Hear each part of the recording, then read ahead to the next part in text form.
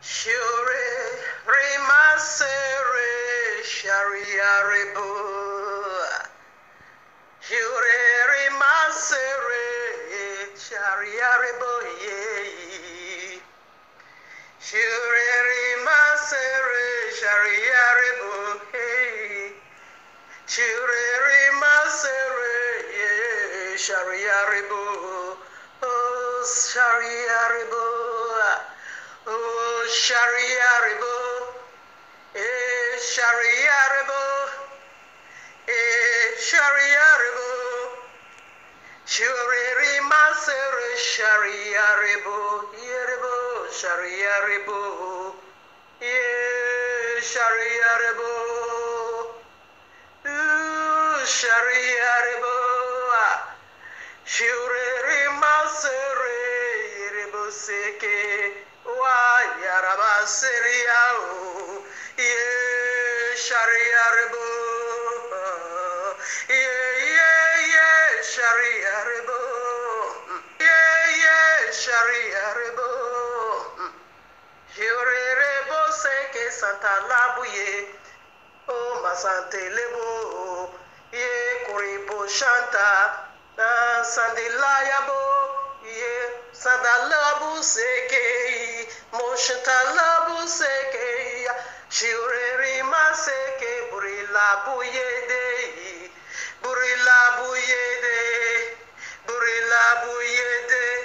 bure masanta lebe, karabule yede, oh karabule yede, bule sentalabe, bushekeri mohanta o, kabo sendeye, kabo sendeye. Buseke boye, busede boye, kabuseke bule ya buseke.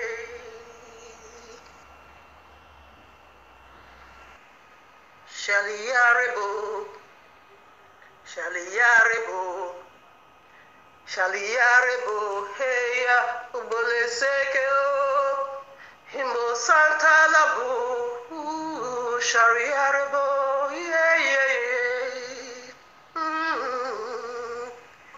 Himbo Santa Labu, Shariarebo,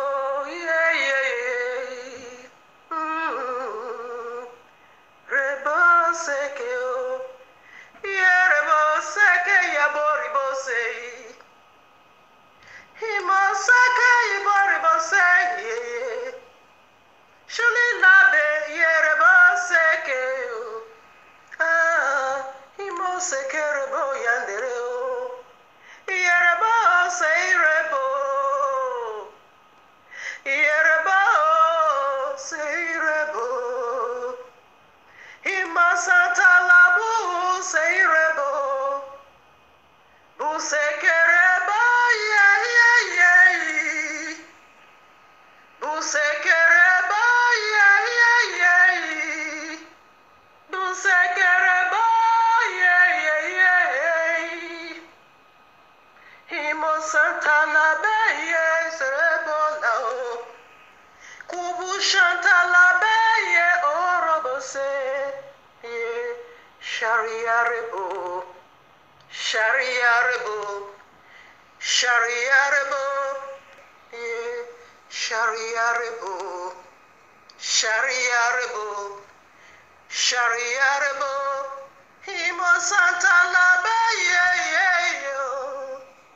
Busake yerebo Santa Labu yedero Wow Shariarebo Yahuwah Musekerebo Shariarebo Wa yenrebo Shunalabo Shariarebo Yahoshua Kurilaba yenrebo Suntelebo Shariarebo Yerebo Seirebo Yazrael Isenerebo Yeserirebo Bushantalabe Yeserirebo Yahudi Imo Santalabe o Busanderebo Ye Kurabaseke Bure Sanderebo Yesarirebo Himo Santa la beye kurila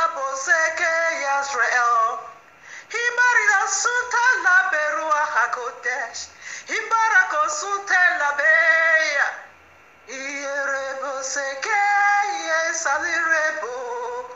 Imo Santa La Beya, yes, Alirebo. Musenderebo, yes, Alirebo. Kubu Shanta La Beya, Gurilo Moseke. Kurilo buyantalao, musantala buyantalao, buseke ribo shandelebe. Hiye mama santala be Israel. Kuribolo santala be salirebo. Erimata salirebo Israel. Salirebo Yahudi.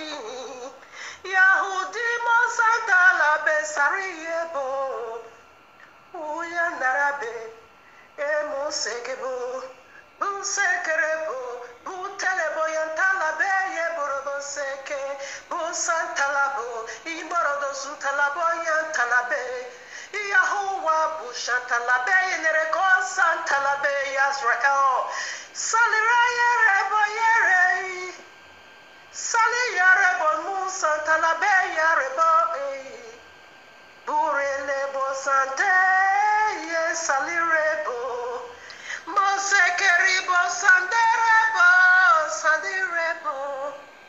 sali rebo yerebo seke musa talabo yekerebo in the very presence of your enemy.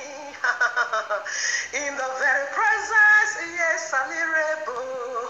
In the very presence of your enemy.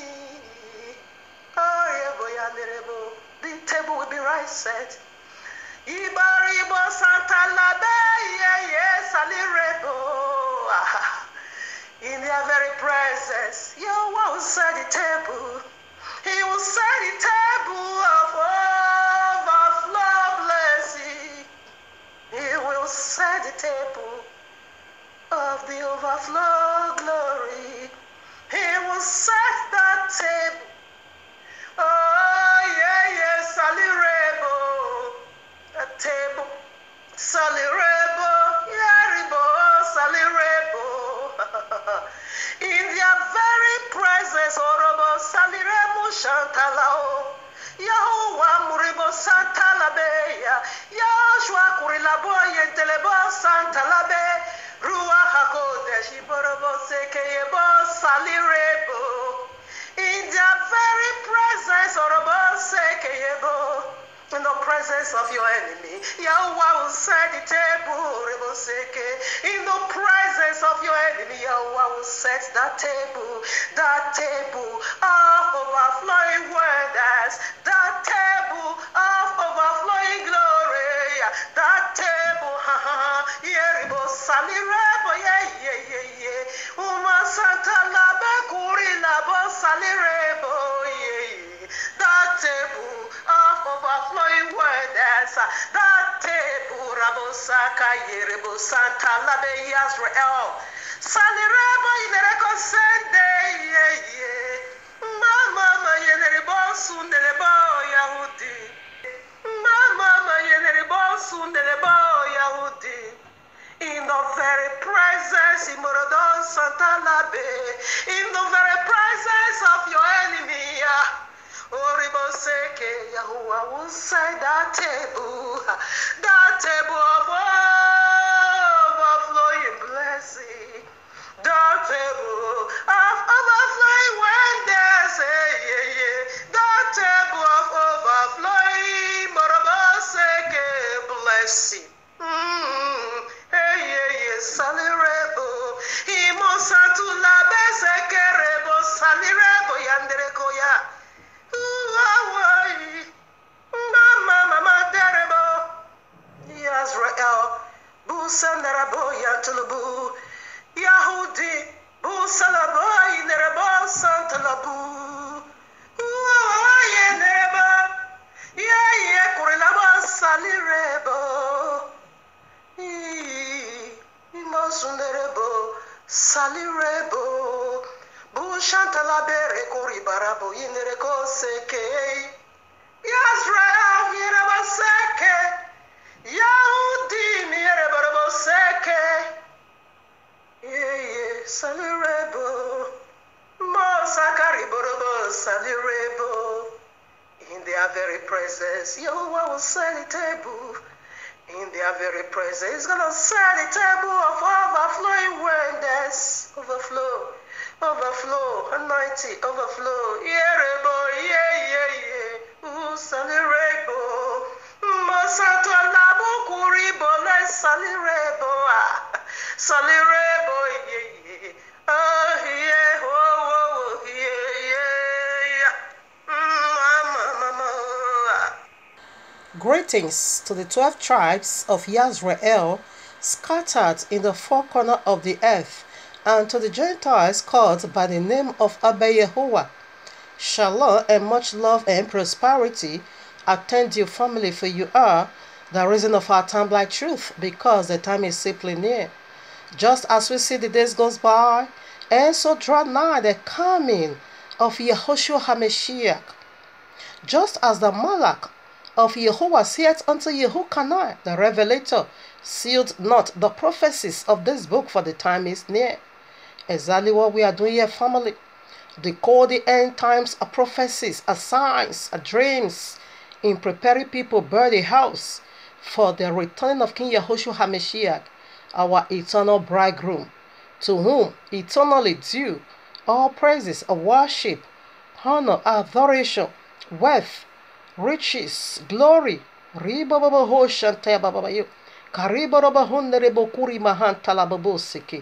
To the glory of His magnificent Father Yehovah the Almighty, and to the Ruach HaKodesh, the forever pure energy, the very DNA of Abba Yehovah, the very blessed one.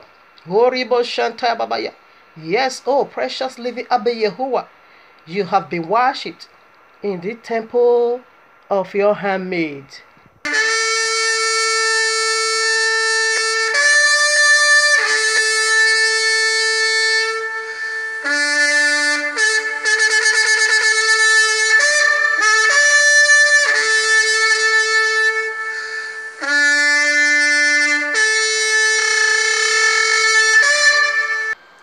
We did it again.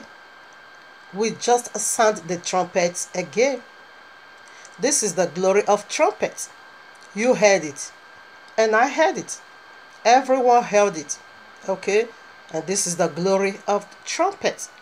When it's being released or being sound, everyone, turn around. It is an alert or awakening. Where is that noise coming from? Where is that sound coming from? And what is the meaning of the sounding of the trumpet? Okay? Like I always love to say, trumpet or sound precedes every single movement of Abba Yehovah. Like what I'm doing now, I'm just preparing the way for Him.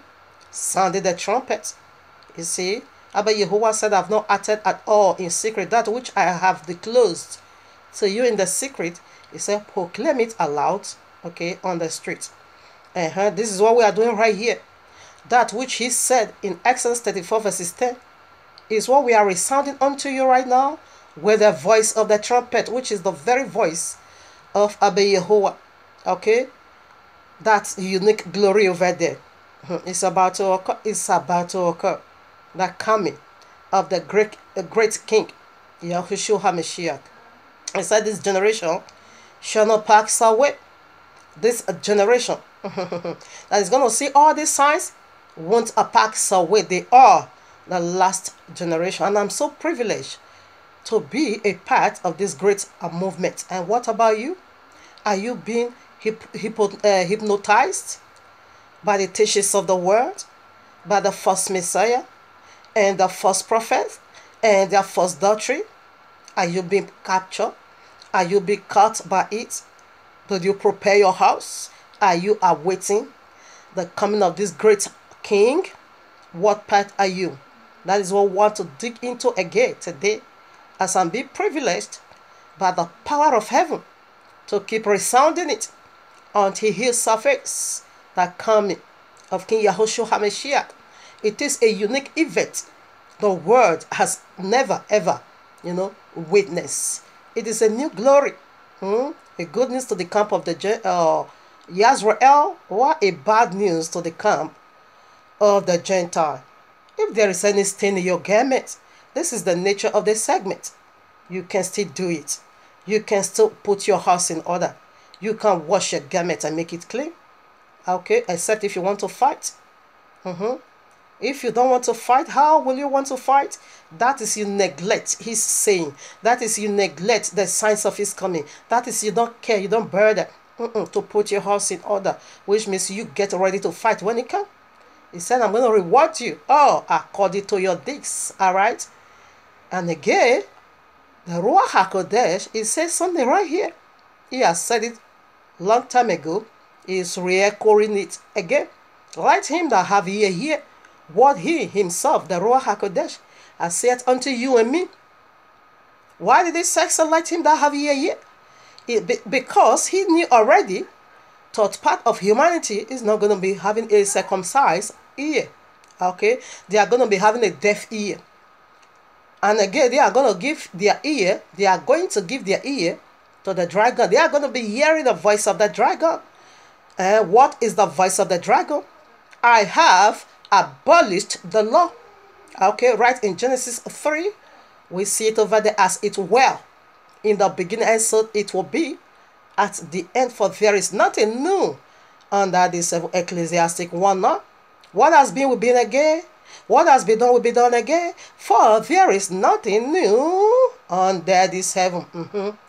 All right, now the signs of the last day says something deep over here. Very, very deep. Kindly listen.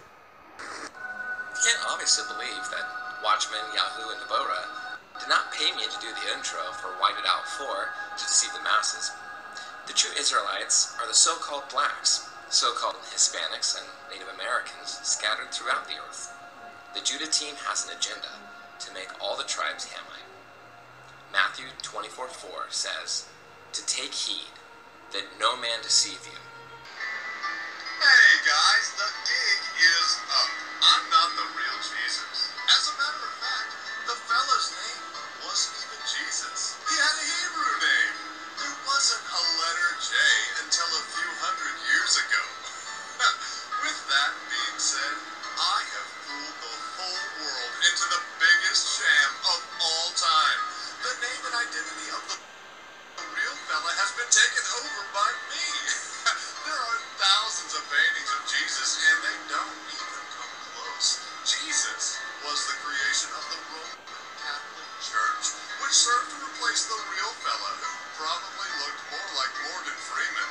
But who cares? The truth doesn't matter, as long as you pay your tithes. Gotcha. Hima Santa la Beye Salerabo Boule Shande Rabeye Salerabo Himo Santa la Beye O Salerabo Salerabo yeah. Prior to this, like you know already, I will always give a precept.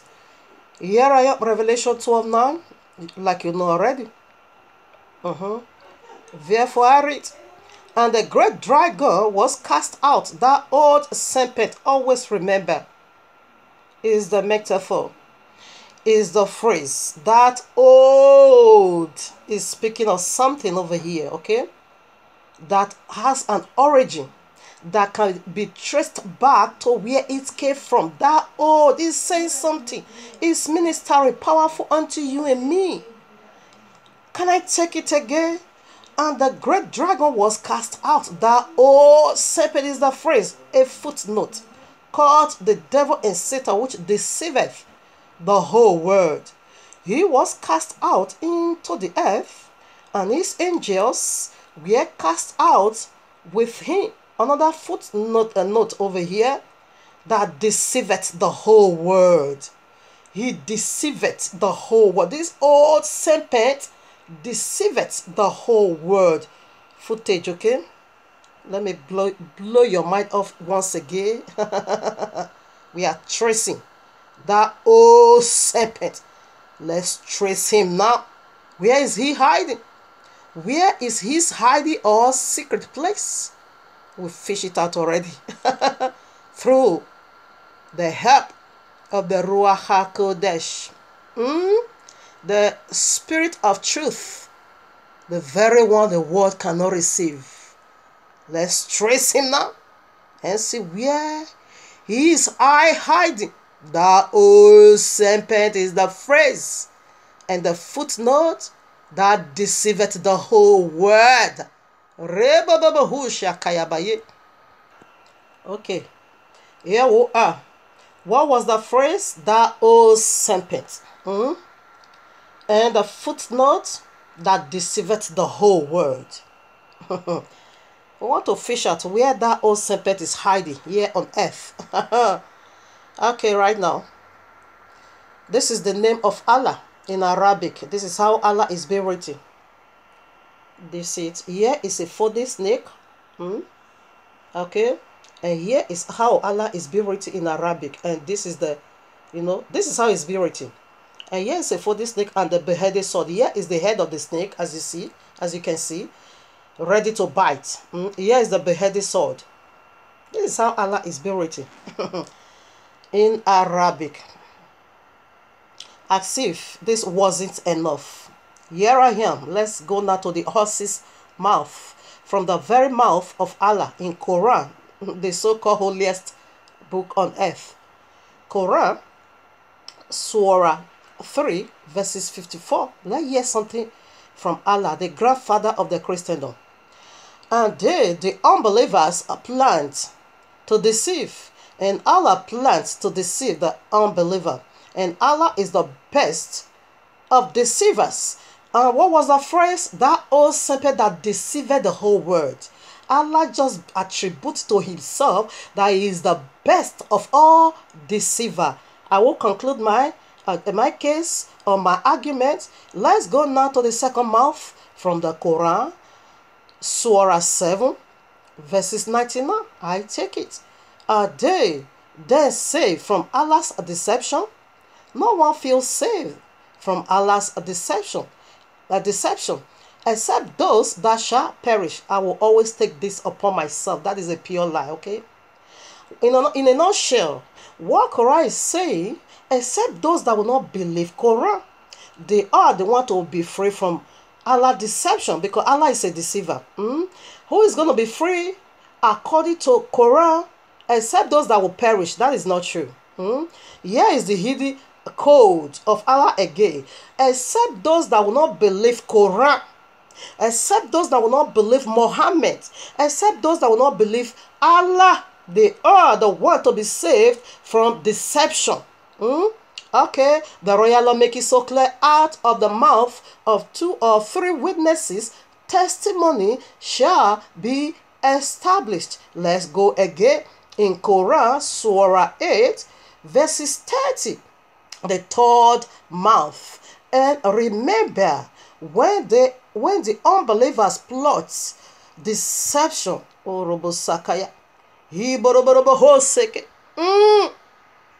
against you, O Muhammad, to imprison you or to kill you or to expel you, they plot deception. But Allah also plot deception, and Allah is the best of all deceivers. Did you get that? By now you should have known who is that old serpent. By now you should have just concluded in your heart who is that old serpent, the criteria of the deceivers of the whole world. Allah just attributes that to himself. Allah just bestowed that to himself, not just in his written name. This matter also came from the very mouth of Allah, that he is the best of all. Why did Allah say so? Allah knows that he has already assigned small little liars, little great deceivers to the four corners of the earth. But he assigned, he said he is their father. Messiah said in John 8:44, he said, you are of your father the devil, who has never ever hold on to the truth, and he is a liar and the father of all liars. He has children. This very dragon or serpent we are talking about has many children. Okay, when you read that Revelation 12, you're going to see you have a crown, 10 crowns or 10 horns. That's it. That is his kingdom, his children. They are already in the four corners of the earth, propagating the lies of Allah. And this denomination, it doesn't really have to do with Islam. It has to do with the four corners of the earth, that old serpent that deceiveth the whole world, which means this spirit is in the four corners of the earth, is in all things. And Christianity is the great primary China of this great lie. And Islam is the final deception. Okay? Christianity is about to drop it now, and Islam will pick it up from where Christianity dropped it, because they are the final video to play for us. This old serpent simply represents a playlist video of lies, playlist video of deception that has been playing right from Genesis 3 way down to the very end. Revelation, that old serpent, the mark of the beast or mark of destruction or the code of the link of fire did not just be found in Allah's saying, but also be found in his name. Did you see? Christianity said they know how to lie. Allah said he is the best of you all. Okay, he is your grandfather. He have PhD in telling lies. I'm not yet done. We proceed. Now here's the real snake. Do you still remember the written name of Allah in Arabic? Here is it. It's a snake, okay? That old serpent. The royal is too complete. Some of Muhammad's followers, top 10 of Muhammad's followers, Abu Bakr is called by name. Muhammad's father-in-law said in some their written, said that is very much afraid of Allah's deception. He said, even though I set already one of my feet in the paradise of Allah, he says, still I will still be very much afraid of Allah's deception until I place the second one into the paradise. So this very saying of Allah put a lot of fear in their earlier followers, heart, because Allah is a great deception. Okay, Christianity is keeping Sunday, keeping Christmas. You see, but Allah said he's coming right away to teach you, because Allah in said, Allah said, if you don't sin, Sahih Muslim 2687 said, if you don't sin, Allah said, if you don't sin, he will wipe you out and replace you now with other generation that will sin, so that he will have mercy upon them. Okay, what is sin? Sin simply means breaking the royal law, as the royal law said. And Allah said, if you don't break the royal law, he's going to destroy you and replace you with the people that will do it. Christianity said they will not break it utterly. They are still holding on to 5 truths. And Allah is very hungry. Allah said you must drop it. He creates another generation already. That is Islam. If you don't renounce these 5 truths in you, Allah said he will destroy you. And he has already created another generation, which is the Sharia law. The Islam. Allah have no son. Drop the belief of Messiah is the son of Yahuwah, of Messiah died, buried, and resurrected, of Messiah being the Most High. Drop that belief. Allah said no, you must renounce it all. If not, he will destroy you. That is the Sharia law. That is the great tribulation. That is the hour of darkness that is about to fall upon the whole world. Let's see, check out something about this very Allah. Here we are in Matthew 24:24. For there shall arise false messiahs and false prophets, and shall show great signs and wonders, insomuch that if it were possible, they shall deceive the very elect. False Messiah is here, and false prophets are here. There are many. And he said they are going to deceive many people. Okay? So, because of this great stipulation extended to the elect, he said, if it were possible, they will also deceive the elect. That means to say, it is not utterly possible for the elect to be deceived, okay? So that is the reason why we are talking. The elect and the chosen Gentiles are the reason for this segment. We speak for their sake, for them to come out from this great deception. Christianity is the last video, excuse me, second to the last video. And Islam is the very last video, okay? That is what we want to dig into now, the 12 hours of the day and the 12 hours of the night. We want to see their authority, okay? So this is Allah for you. Christianity keeping Sunday, keeping Babylonian feast. Christmas, oh really? Celebrating the wisdom found in this serpent. Celebrating the fall of man, the tree of the knowledge of good and evil, the one you call Christmas tree. You celebrated the fall of man. You celebrated the day man separated from heaven. You celebrated the day death be, infused into humanity. That is the day you are celebrating. Oh, my Father, that is the symbol of the Christmas tree. The very serpent himself. You monkey heaven. Christianity, Allah is on his way for you 100%. It's irrevocable. It is settled. Pam. Nothing change it. And tell Allah that you will not convert to Islam. Then you are going to know this beheaded sword. Allah is going to let you know that it is a double-edged sword. It will cut from the back. It will cut from the front. You know how to deceive people. You are keeping Sunday. The greatest abomination in the Bible, in the royal law, as Ezekiel 8, 13 to 16 says, the very greatest abomination. You turn your back to the real thing. You worship it, Babylonian. You wait for Allah. Allah is going to teach you. You see Allah's head. This is Allah's head. The head of serpent. Going to bite you. You just wait. Again, in the holy language, this is how it calls is purity. Cause Allah in Hebrew language simply means cause. Okay? This is Allah. Means cause in Hebrew language. Okay? The holy language. I don't care Islam, what you said Allah means to you. You can say they make God to you. But for me, that I don't go by that, okay? I go by what the royal law said. The Hebrew, the holy language. Allah simply means curse, as in the curse serpent, right in Genesis 3. There we see first curse pronounced from the mouth of Abba Yehovah on earth. Okay, there we see that curse. Don't convert to Islam and see how it's going to curse you. You convert to it will curse you. You don't convert to it will curse you. But there is physical curse and there is eternal curse. When you convert to Islam, that will be eternal curse. But when you don't convert, it will curse you physically. That is, it will behead your head. It will cut off your head. That is the Sharia law. That is the great tribulation.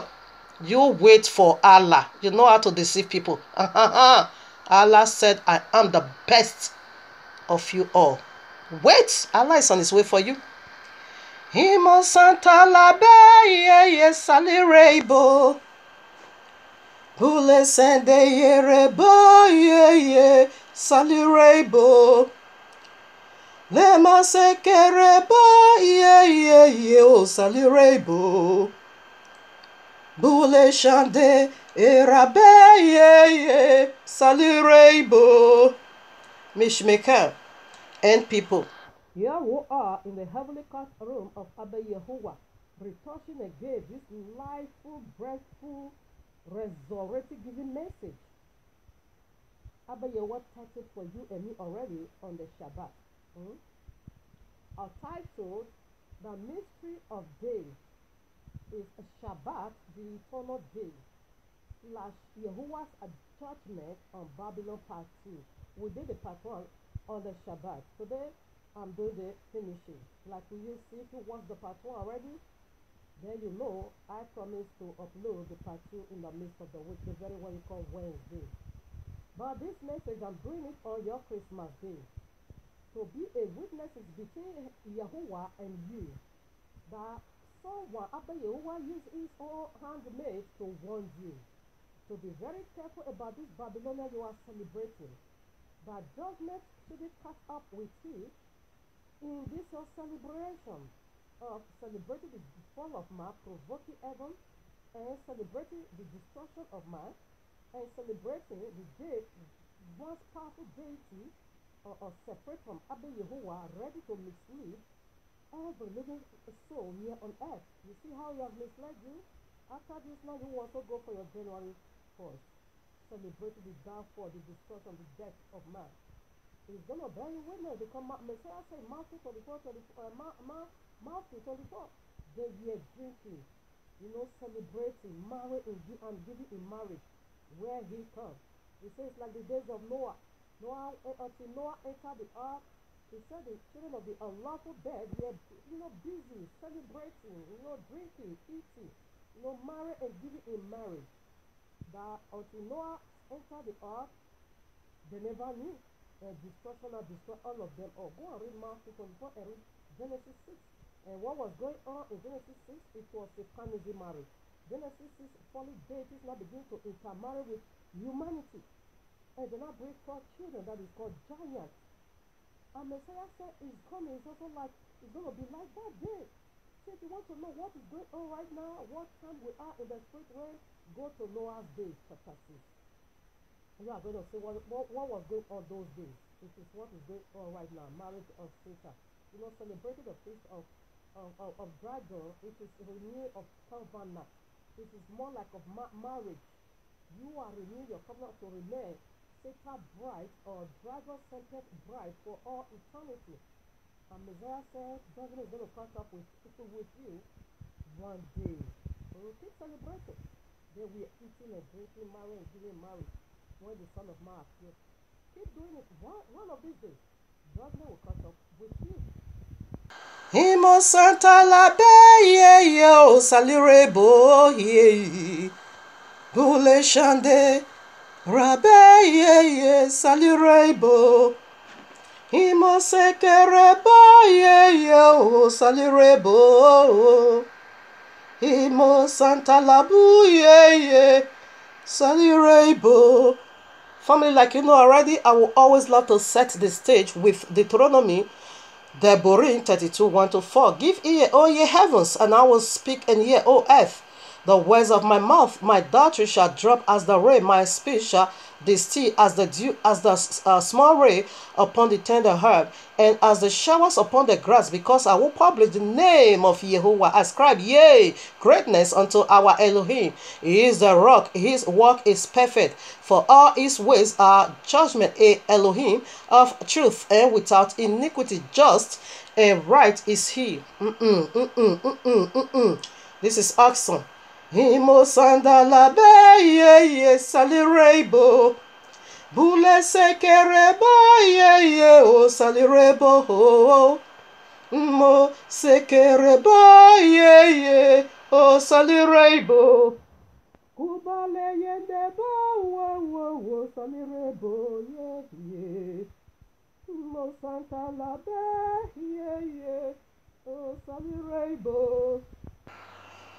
Family, before we go and run this heavenly race in finishing of the part 1, let us first of all also look into deeply what is the royal love for, how does it play it out in our lives, or how does it become a lamp on our feet that is directing us.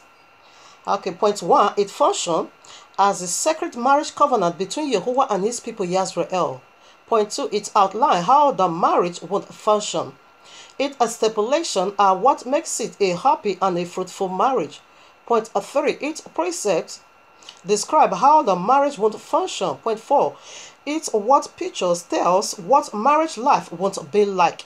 Point 5, its judgment describe how each of the partners would relate to each other. Point 6, for either party to violate the agreement, this agreement violate the marriage itself. Point 7, for the groom promise never to violate it, because the groom is Abba Yehovah himself. He has never ever broken his word, because why? He don't have the appetite to do that. When it comes to in breaking his word, he's so powerless. He don't have the strength at all to do that. That is why, that is the guarantee you and me have, that we are safe. He can't say yes today and tomorrow he said no. He can't say yesterday Shabbat is perpetual and today he said it's no more perpetual. He can't say yes until heaven and earth packs away the royal law. Can't, don't even think that I've come to abolish the law until heaven and earth packs away. He can't do that.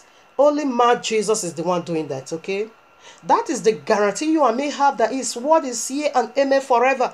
If he said it is so, it is so. When he said it is pure white, then it's white. He cannot tell you today it's white, tomorrow he will say it's black. No, you don't do that. You don't have the appetite at all. Only this mad, wicked Jesus is doing it so stupid That is why I now know that Jesus is a very stupid, wicked demon, okay? One is going to abolish your life. Because he knew how to abolish things. If he is the true Messiah, why should he give us a criteria to be watching for? That until heaven and earth pass away, not even one dot of the law will by no means pass away until all is fulfilled.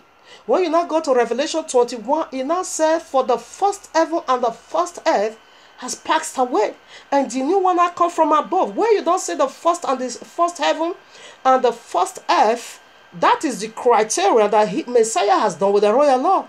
He is not needed anymore. And this is going to happen on the 8th day, which is the new beginning, which is the 8,000 years. That is where that will not come. But now the royal law still can't. He hasn't fulfilled the kingly part. He has well fulfilled the princely part, but the kingly part is still in progress. He is still in progress. What will be the use of it? That he will abolish Shabbat and give you Sunday Babylonia? What will be the use of it? That he will abolish his royal law, his own feast, and give you Babylon, abolish his own calendar, and give you paganism calendar? He can't do that. That is mad Jesus. That is the voice of the dragon you heard again in these last days to mislead you into destruction. Okay? And I also got a message from your Jesus to you. And your Jesus asked me to tell you that I once told you that he once told you he's going to fly you into the sky. You are going to run away from Sharia law. He said, but now I should tell you that he abolished it. No more flying to the sky. He said I should tell you, you are going to face the Sharia law. You will go through tribulation. No more flying into the sky. That is what Jesus told me to tell you, and I've just delivered it to you. To abolish things is right in Jesus' DNA. Be careful. So I'm going to keep making my presentation regardless of how few my viewers is these days. Really, I don't care. Many are called, only few is choosing. We are after the few, okay? Many will be deceived. Only the few, the elect, that will be left, alone. And we are after the elect, okay? I don't care how many viewers I lost. It doesn't really count for anything at all. The royal law make it so clear. The day one sinner will repent, heaven celebrate, angel party. It did say the day 1 million viewers, will view and repent. The day just one. So we are after that just one in every segment we pass out. Okay, like Abayewa review, like I keep saying, I've lost almost more than 1,000 viewers, but I don't care. I didn't lose them because they are not meant to be here. Only the few, that is what we are in need of. I was in vision, a man was downloading my vision.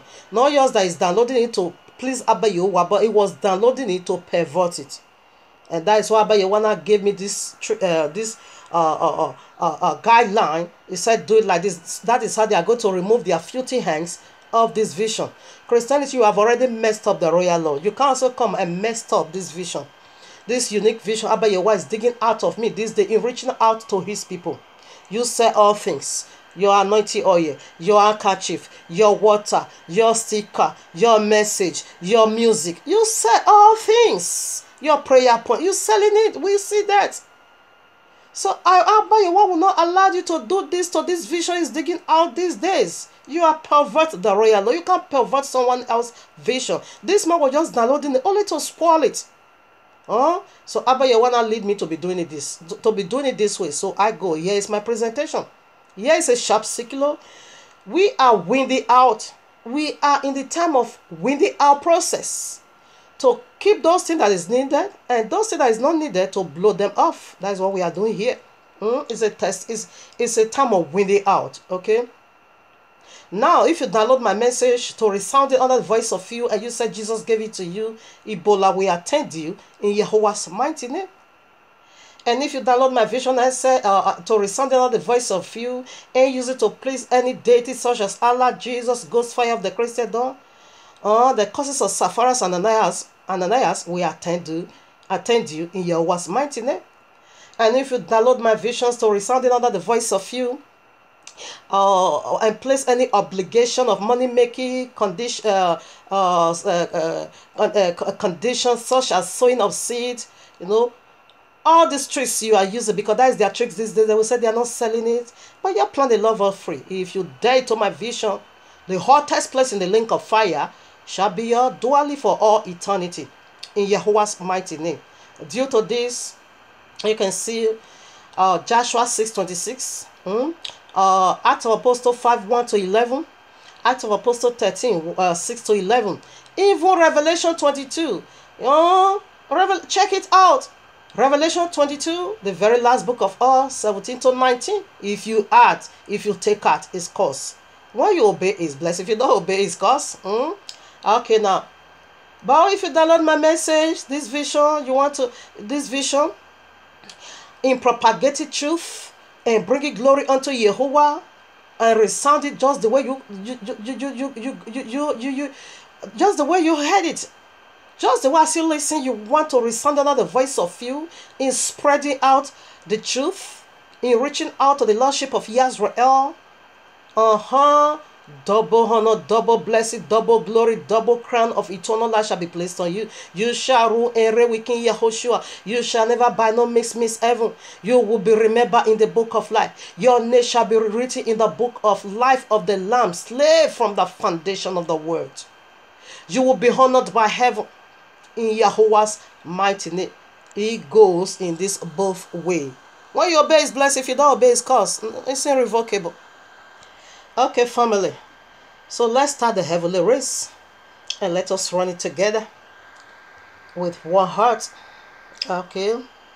And I just bless Abba Yehovah. Right now, if you really want to understand the fullness of this segment, family, it will be very much possible you meet with only this. The part 2. Therefore, you are not going to understand. We have come a long way. When you meet with only this part 2 and you settle with it, you will mix a lot. Because we are digging into the mystery of day. We have already established that 3 alphabets in part 1. The day, what does it go for? The D goes for a deity's dragging ownership over you. And if you want to get the picture how that dragging was, I established the fact that go to Exodus 3, way down to 14. It was dragging all through. Okay? It was dragging. Abba Yahweh said to Pharaoh, let my people go. Pharaoh said he will not let them go. If you go through it, you will see it was all dragging through until Yahuwah did something, powerful. Until Yahuwah released his mighty hand. What was Pharaoh doing? Pharaoh is the great dragon, as we also established through this royal law, Ezekiel 29 verses 3. And also see who was the great dragon. Say Pharaoh the great dragon. So Pharaoh that hold our family bound in those days was great dragon. That is, his authority was the dragon. And Messiah said, as it were in the beginning, so it will be in these last days that we are going into Isaiah again. That is what Deuteronomy 28 said. Okay. And Pharaoh was giving first deliverance, first promises, first salvation. I will let that go. Okay, I will let that go. Again, he will say, I won't let that go. Exactly the first deliverance and first salvation Jesus is giving to our people right now. Deities dragging ownership over you. Go through all. You are going to see how tough that dragging was. So that is the first alphabet. The second alphabet simply go for anointed authority over you. Anointed authority over you. We see that Yehoshua HaMashiach is being anointed over you. And we also see that a cherubim was also being anointed over you.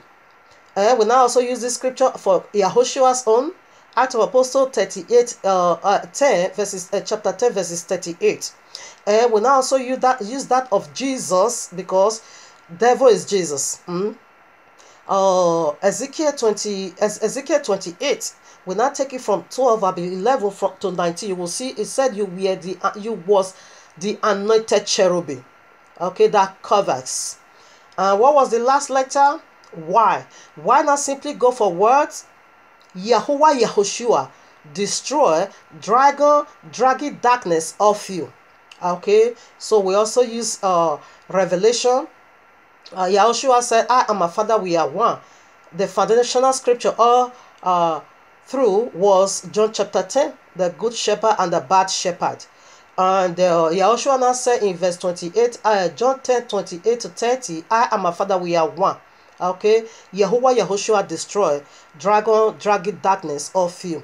And we now also use Revelation 20, 7 to 10. Okay, to see how Yahuwah and Yahushua destroy the dragon of his people. Okay, so today we are going for the points, and we have from point 1 to point 4. So we are dealt with the day mystery, and now we are going to see the 12 hours of mystery, 12 hours of the night and 12 hours of the day. Okay, that is what we want to unveil now. So we'll start with point 1. Okay. Himo Santa Labe ye salirebo.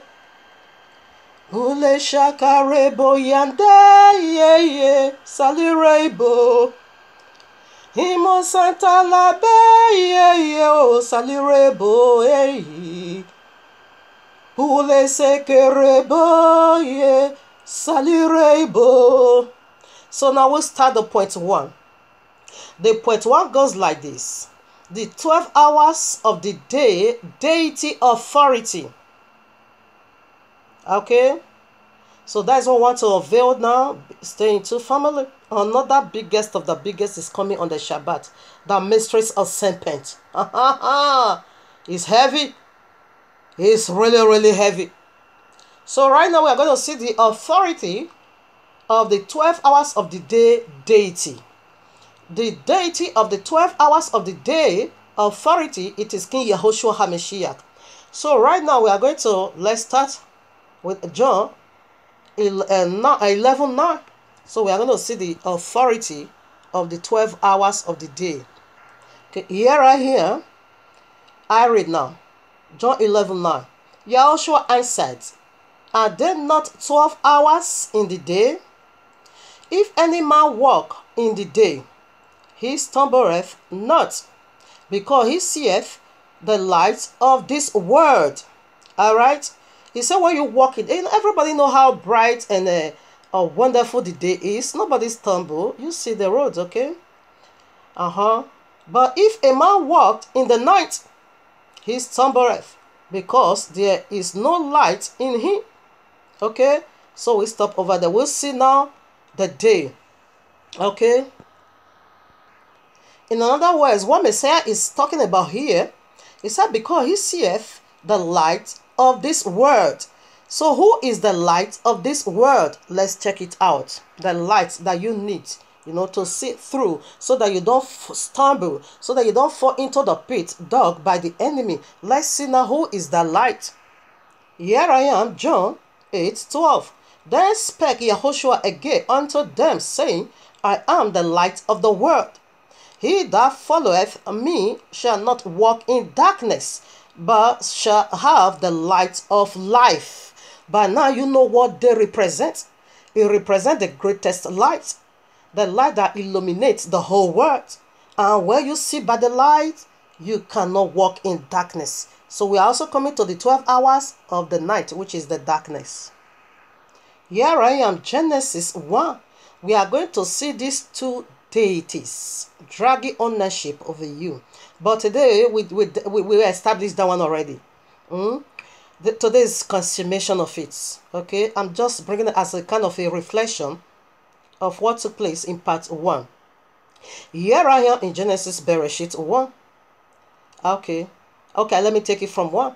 In the beginning, Yahweh created the heaven and the earth was without form and void, and darkness was upon the face of the deep, and the spirit of Yahuwah, or the Ruach of Yahuwah, moved upon the face of the waters. And Yahuwah said, let there be light, and there was light. And Yahuwah saw the light, that it was good, and Yahuwah divided the light from the darkness. Listen now. And Yahuwah called the day, he called the light day. So in other words, day is light, light is day. And the darkness he called night. So again, darkness, it is night. And even and morning were the first day. It was so way down to day 6. Okay, we see now light is day, and we see now darkness is night. So let's first of all deal with the 12 hours of the day and his authority, which is Yahushua HaMashiach. And we are going to see what this day is. According to the title, the mystery of day is Shabbat, the eternal day, plus Yahuwah's judgment on Babylon. So here I am. We are going to see what that day is. Okay, Revelation 1 verses 10. I read, I was in the spirit on the Adonai's day. We'll see already that day is light and light is day. This is Yehokanah the Revelator. Messiah is revealing things unto him, the very last of the whole race, the signs of the last days, okay? The mysteries, the hidden glory, or the hidden pains in these last days. I take it again. I was in the spirit on the Adonai's day, okay? And heard behind me a great voice as of a trumpet. On the Adonai's day. So day is light and light is day.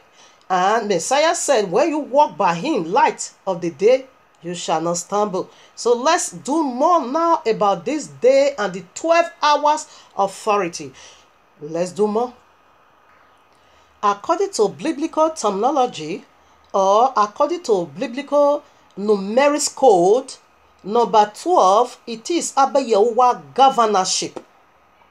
It is the number of his rulership.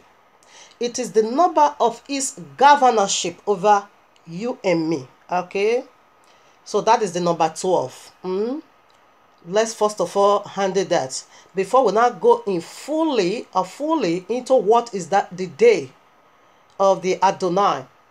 That we need to be in the spirit, not flesh. It's fully loaded, people. Dragon is so jealous of me, okay? Allah, Jesus, Serpent, Jesus. They are all jealous of me. Why? Because they hate the truth. You shall know the truth, and the truth shall set you free. They don't want you to know the truth. And when does it see someone digging down the roots of the of truth? They are so envious. They want to eat that person raw. Okay. So right now, number 12, it is Abba Yahuwah's governorship. Okay, we start here now. Let me first of all prove that before we run the race again. 12 patriarchs, 12 tribes, 12 apostles, 12 gates, 12 foundation, 12 month, 12 hours of the day, 12 hours of the night, 12 precious stones, and 12 pearls, 12 angels, 12,000 full lungs of the new earth. It's been mentioned 12,000. So it's all about 12, 12, 12. You can read Revelation 21. You are going to see all these 12, 12, 12, 12. It is the power of his governorship. 12 months. Okay? 12 hours of the day. It is the power of his authority. 12 tribes. Like you know already. 12 patriarchs. 12 apostles. All is 12, 12, 12, 12. Yes, that is the power of his governorship. Now back to the day. I was in the spirit, say Yehokanah, in the Adonai's day. So right now, let us dig into the mystery of day. You know already that day is light and light is day. So want to see what that day is on the Adonai's day. This He-God Christianity said Adonai's day is Sunday. Keep it sun. Because we know you are sold already into sun, the day of sun. We know the Lord you are talking about anyway. It is not our Messiah. The Hebrew Messiah, we are going to see his own day. Day is light and light is day. So let's do it, people. So from Genesis 1, verses 1 to 5, we see what day is already, isn't it? That is clear, isn't it? Okay, right now we are in Genesis, Bereshit, chapter 2, 1 to 3 also. We want to dig now into the mystery of day. Remember the title. Okay, the mystery of day is Shabbat, the eternal day. All right, here I am. Excuse me.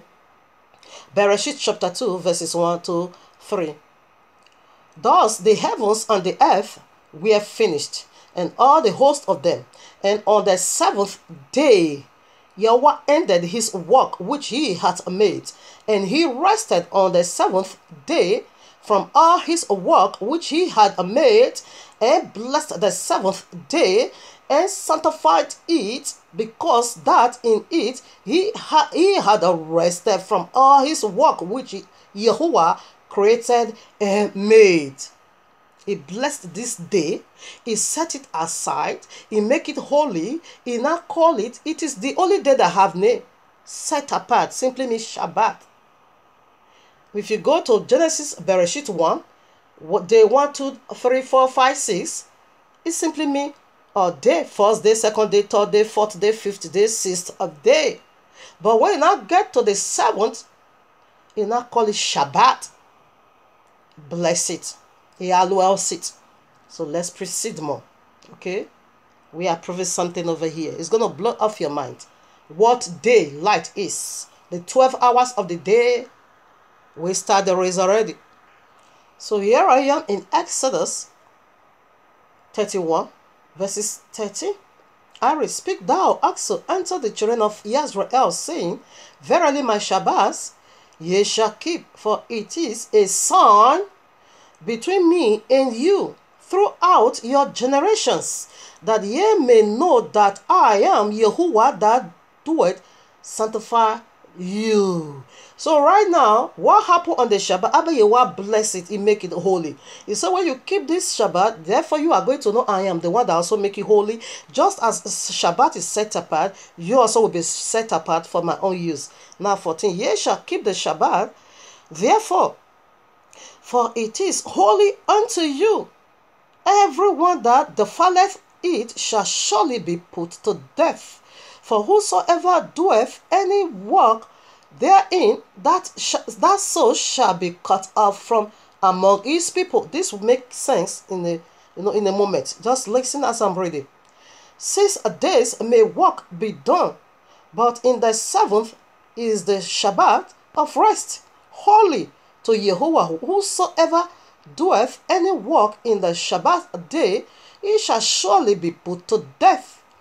Therefore, the children of Israel shall keep the Shabbat to observe the Shabbat throughout their generations for a perpetual covenant. Do you know what perpetual is? Eternal.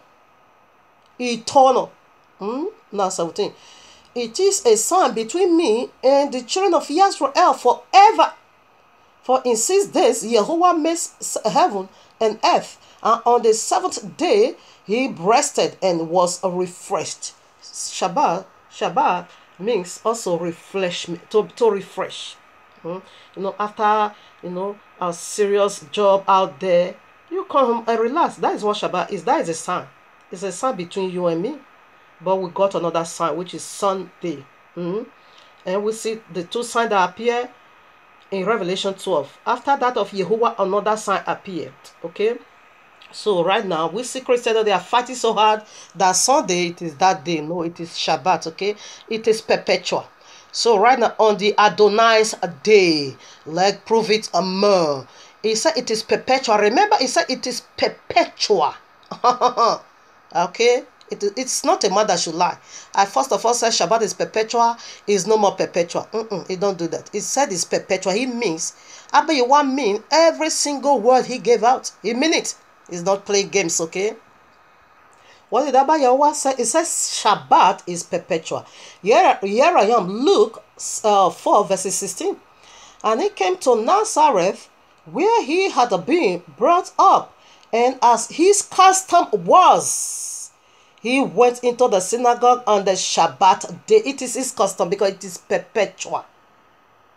And stood up to read. It is perpetual. That is talking about Messiah as his custom. It is a custom of us to keep the Shabbat.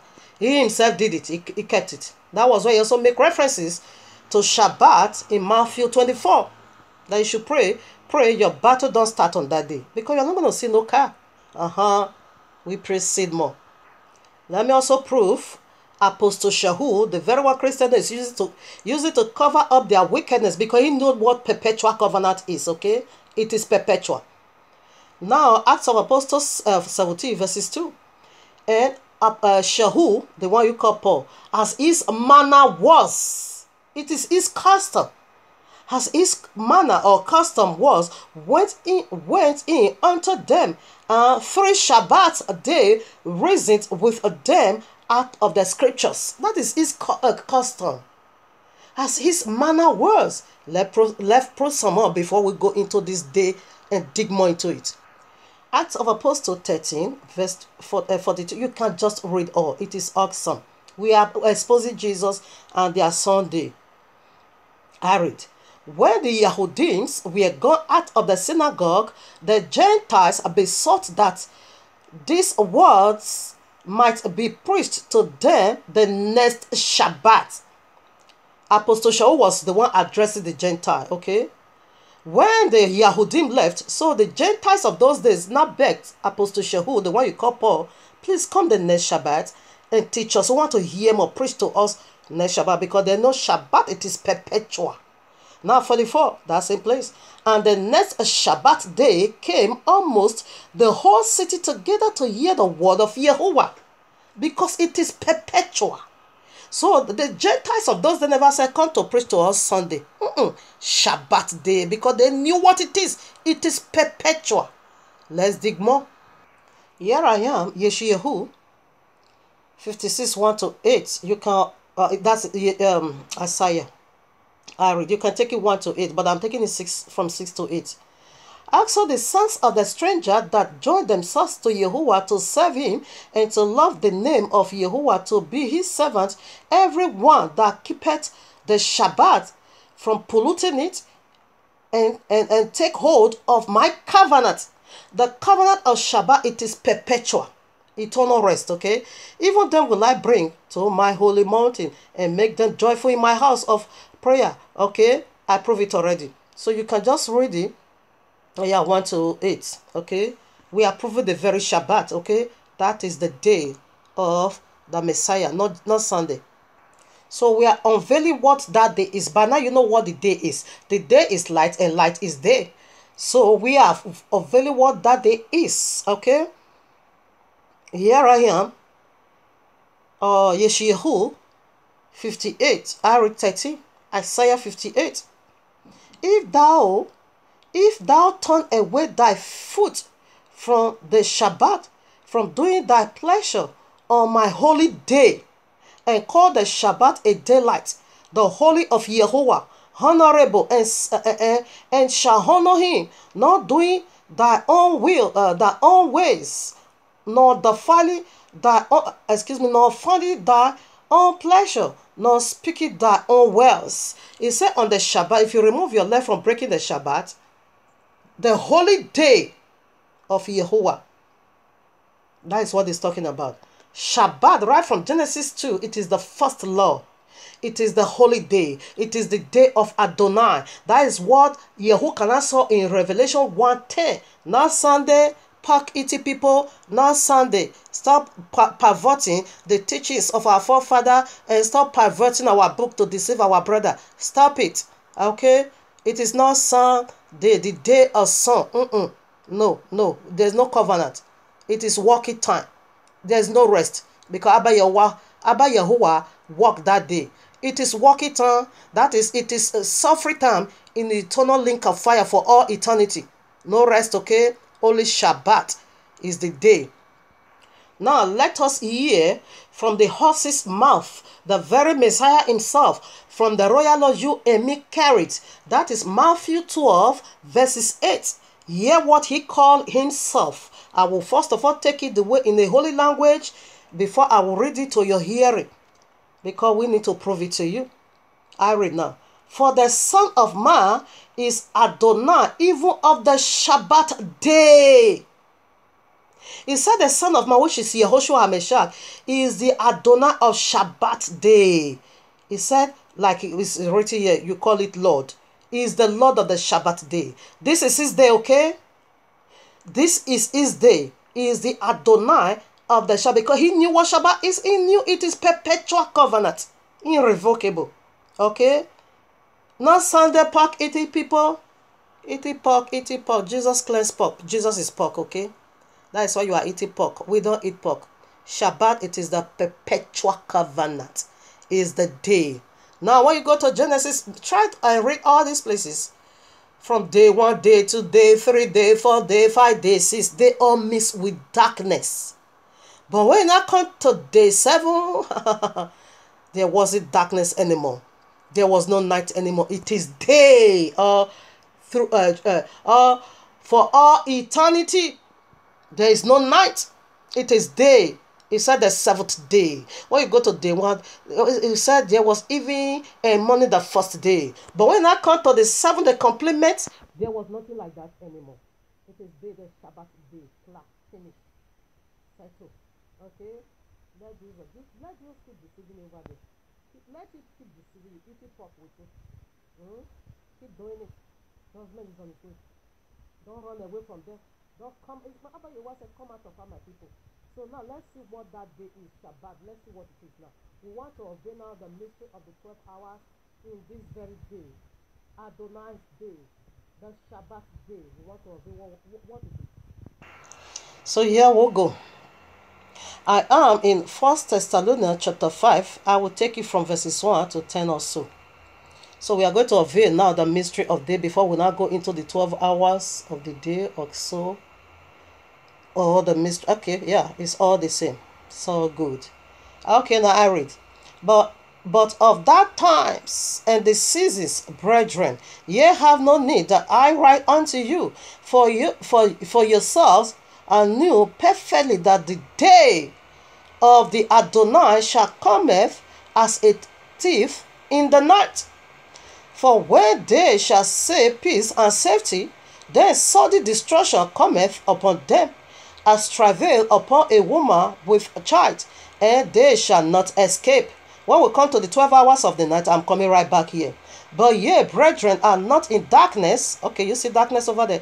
That day should overtake you as a thief.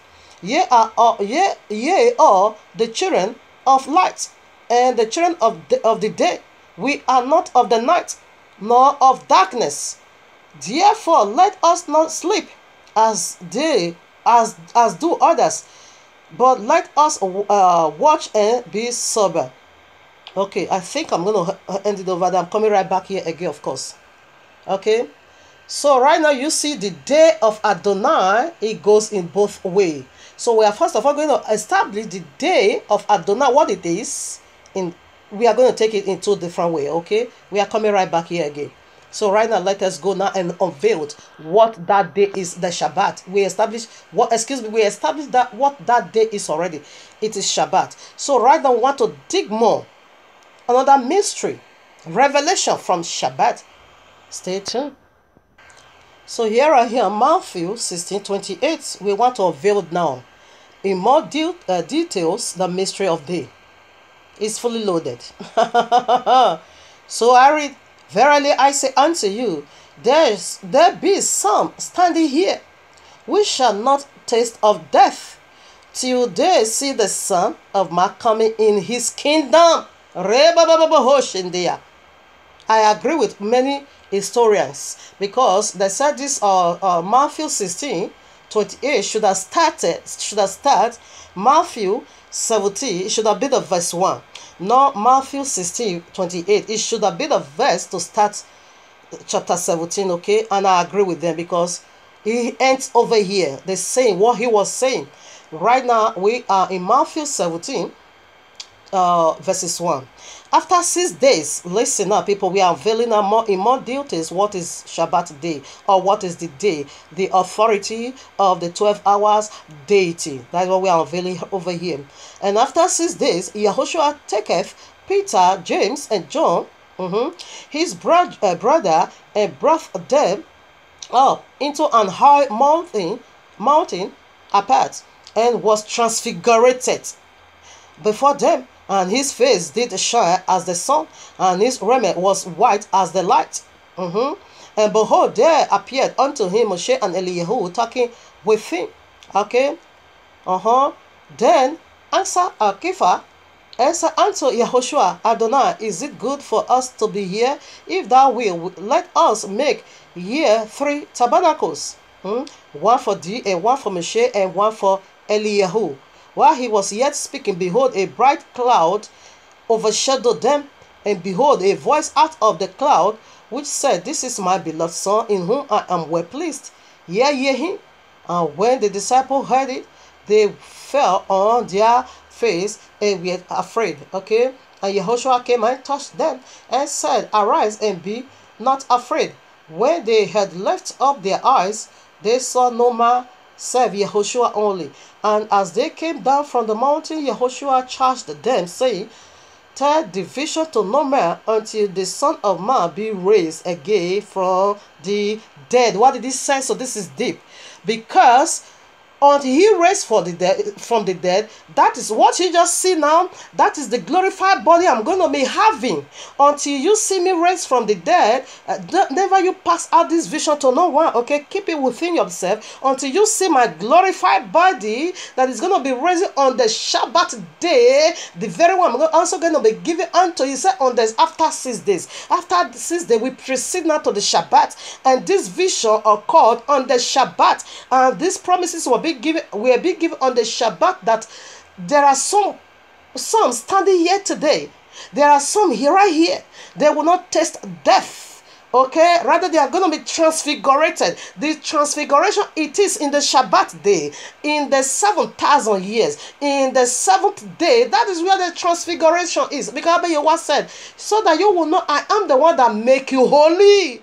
I am the one that sanctify you, just as I have sanctified Shabbat, and so I have sanctified you. It is a sign of I am holy. Just as the Shabbat is holy, so you ought to be holy, set apart, used for Abba Yehuwah. This transfiguration took place on the Shabbat. And Messiah said to no one, until you see me having this glorified body, until you see me being transfigured, raised from the dead. That is where you are going to say it out, because it's an example of what kind of body you are going to be having on this day, Shabbat. It means transfiguration. We go more unveiled, more deep. Here I am, John chapter 6, verses 39. Now we want to unveil. We are still digging more into the mystery of day, okay, which is light, day, and Shabbat, eternal rest. Okay, we see, because he said he come to show us the way. He said, I am the way, the truth, and the life. And no one coming to heaven, you can't rapture except by him, except through him. Okay. Now he himself gave us he gave us already the guideline how we are going to transfigurate on the 6th day on the 7th day after the 6th day. Now we want to unveil. I want to blow off your mind that I told you people. Don't tell my Father, okay, is fully loaded with mysteries. Your sons and your daughters shall prophesy in the last day. I shall pour out my spirit upon all flesh. Your sons and your daughters shall do my job. I'm glad that I'm be choosing his daughter and to do his job. Dragon is so jealous. Look at Dragon. Witches and wizards, they are flying up there. Rebobo seke. Okay, now I read. Be serious, okay? No more joke, okay? Then I take it now. John chapter 6, verses 39. And this is the Father's will which hath sent me, that of all which he hath given me, I should lose nothing, but should raise it up again at the last day. What is the last day? Shabbat. Resurrection. The day, my Father. What was the last day? Day 1, day 2, day 3, day 4, day 5, day 6. The last day, Shabbat. That I might raise them up again, because we died in Genesis 3. We need to be raised up again at the last day. 40. Now listen again. And this is the will of him that sent me, that every man which seeth the Son and believeth on him may have its everlasting life, that may have everlasting life, and I will raise him up at the last day. Resurrection on the Shabbat, the last day. It is Shabbat. That is where resurrection is, not Sunday. That this is why Jesus is deceiving you, because he don't want you to be be in the path of resurrection. Whether you are alive, when you are alive, a glorified body is being given unto you. It means resurrection. You are being transfigured to a body, to angelic being, having a glorified body before the fall, just as it were before the fall. A woman clothed with a son. They were not utterly naked. Okay, they were clothed with a son. A woman clothed with a son. Yahushua is the cloth that will wear the glory of Abba Yehovah before the fall. You are coming right back on the seventh day. Then I read again verse 44. No man can come to me except the Father which hath sent me draw him, and I will raise him up at the last day. This is the third time in just one chapter. The last day, it is where the resurrection is. The last day, it is the Shabbat. Now we proceed more to 54. Whosoever eateth my body and drinketh my blood hath eternal life, and I will raise him up at the last day. Did you catch a glimpse? Oh, my Father, keep 4 good times in just one chapter. Okay, let's see what my sisters also knew about this last day resurrection on the 7th. That is where the resurrection is. And we see, say, after 6 days, he now took Kepha, John, and his brother. They went up on the mountain. He was transfigured. He now also charged them that you shouldn't say this out until you see me having this body you just see today, until you see me having it permanently, before you can make it known. Okay, so right now we are also going to see what Martha also knew about this last day resurrection, because Martha was thinking that his brother cannot rise again because the last day is not yet come. Listen now. John 11, 23 to 24. Yahshua saith unto, okay, no, I think I have to take it 22. Okay, 21. Then said Martha unto Yahushua, Adonai, if thou hadst been here, my brother had not died. But I know that even now, whatsoever thou ask with acts of Yahuwah, Yahuwah will give it thee. And Yahushua answered unto her, thy brother shall rise again. Martha saith unto him, I know that he shall rise again in the resurrection at the last day. Resurrection at the last day. This is what my sister knew those days, that the resurrection is in the last day. Messiah said, no, I am the resurrection. As you see me with a glorified body, so you're going to got it, okay? So you're going to have it, but on the last day. So Shabbat simply means resurrection. It simply means a glorified body. It simply means no more polluted, no more nonsense of genetic modified scriptures of food of the dragon. So this is the glory of Shabbat, okay? On the last day, on the last day, on the last day, keep repeating it. Everybody knows about it. So let's check the other side now. That is his 12 hours authority. We will see that more, okay? When we keep going more deep, when we come to the dark, the 12 hour of the dark night, we are going to see what his authority is. We see his authority is to raise you up on the last day, okay? Is to give you eternal life, is to give you eternal rest. We see that number 12, 12, 12, 12, through his word. It is the number of his governorship. It is the number of his governorship when the kingdom of him come down here on earth. 12 tribe, 12, 12, 12. We see that already. He is the authority of the day. And we are also going to see the authority of the night. And this is what the authority of the day is doing for you. Is lighting his light on you. Is protecting you. Is cleansing you on the Shabbat. Okay. Is preparing you for the great event that is going to occur in the last day, which is Shabbat. Shabbat was the last day. Their resurrection is, okay? So let's see the other version of judgment in the last day as well. So here I am. We are going to see the last day, what it means on the Adonai's day. It means wrath of Abba Yahuwah for the unprepared one. So I read Joel chapter 2, 30 to 31. And I will show wonders in the heavens and in the earth, blood and fire and pillars of smoke. The sun shall be turned into darkness and the moon into blood before the great and terrible day of Yahuwah come. It is Shabbat. Okay, it is Shabbat. We prove it more. Himbo sekereba hiye salirebo. Bule shantalabe hiye salirebo. We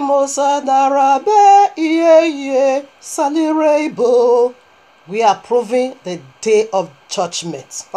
It's dreadful. It's terrible.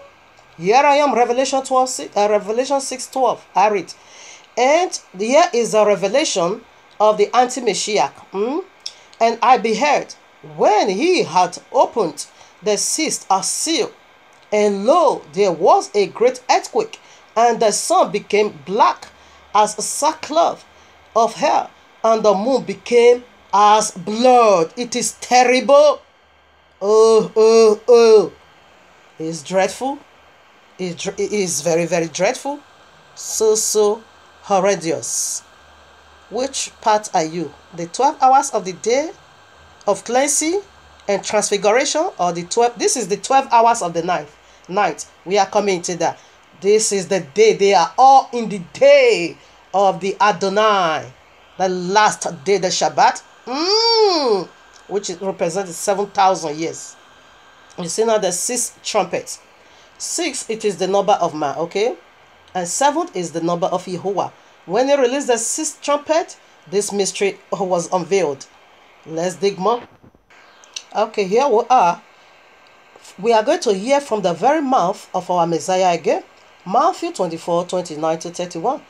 Immediately after the tribulation of those days shall the sun be darkened, and the moon shall not give her light, and the stars shall fall from the heaven, and the powers of the heavens shall be shaken.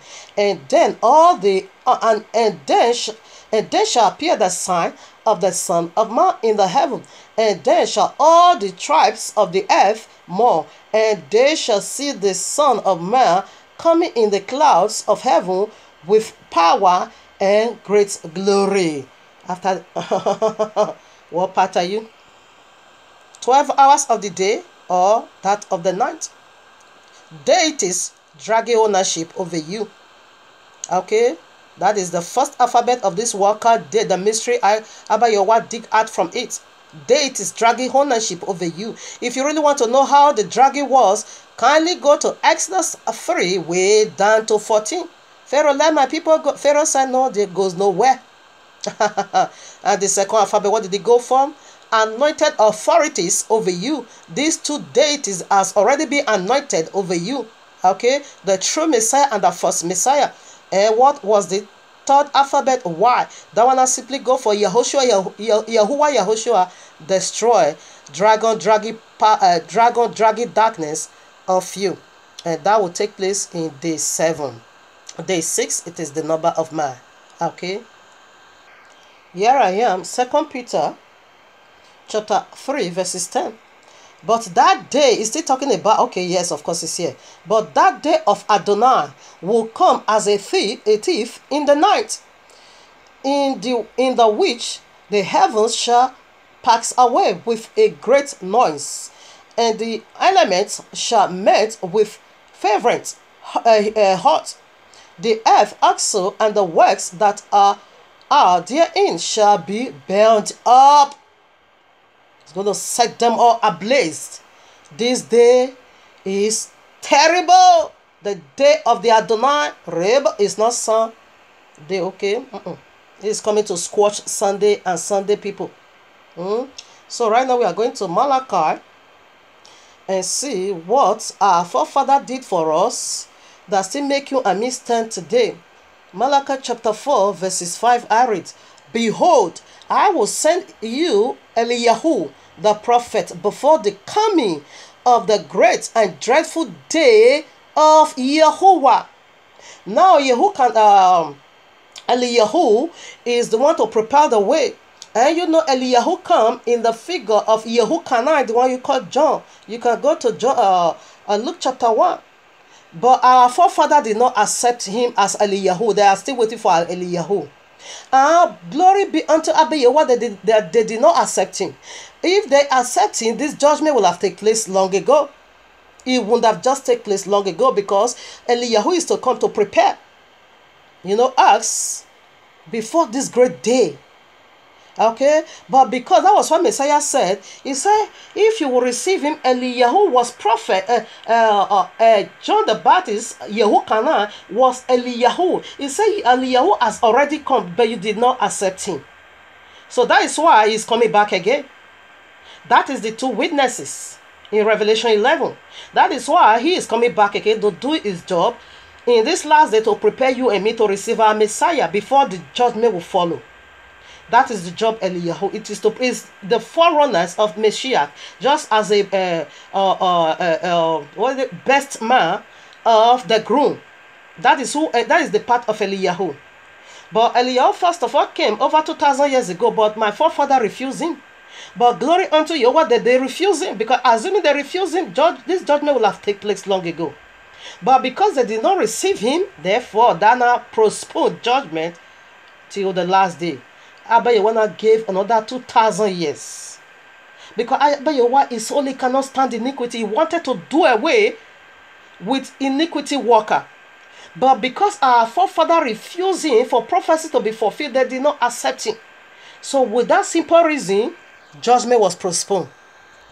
Was postponed till this very moment. For you and me to put our house in order.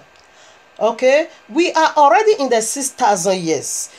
Now we are in the moment or in the period of delay.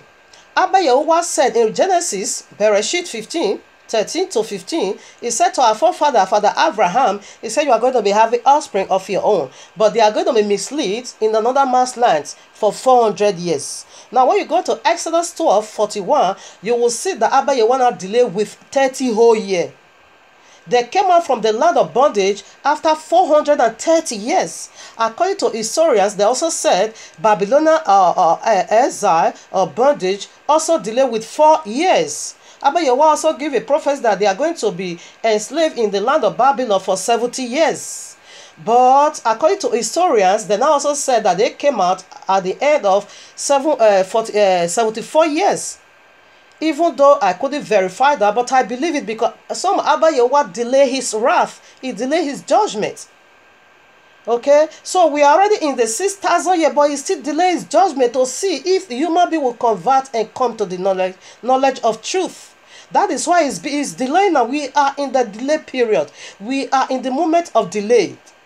So we don't know how this delay is going to last. Whether it's going to last for 10 years, 20 years, 30 years, we don't know. But the first exile, because he said we are coming into bondage again, he said that we are coming back to Babylon again, we are going back to Egypt again, as he prophesied in Deuteronomy 28. He said that will be the last exile or last bondage we are going to go. It's after that we will not go into bondage anymore. So we see the first bondage in Egypt, he delayed with 30 whole year. So we don't know whether it's going to also repeat that same act again with a delay for 30 whole year again. But for a certain, 6,000 years complete already. So we don't know how long this delay is going to take. Whether 10 years, 20 or 30, we don't know. Okay. So we are dealt with the 12 hours of the day. Is this authority, okay? Governorship. And we see what day is. It is Shabbat, the last day. That is where the resurrection is. The last day of creation. It is Shabbat. Okay. There we have it already. And we also see the other versions of his day. It is dreadful. And we bless our forefather that they couldn't accept Yehukanah as Eliyahu. Okay. That is why judgment is being postponed to these last days in the 7th. So right now we are going to see the 12 hours of the night authority, deity's authority, okay? Point 2. The 12 hours of the night darkness deity authority. That is what we want to see now. We unveiled the point 1 already. Now we are going into point 2. Hallelujah. Himo sandalabe ye salirebo.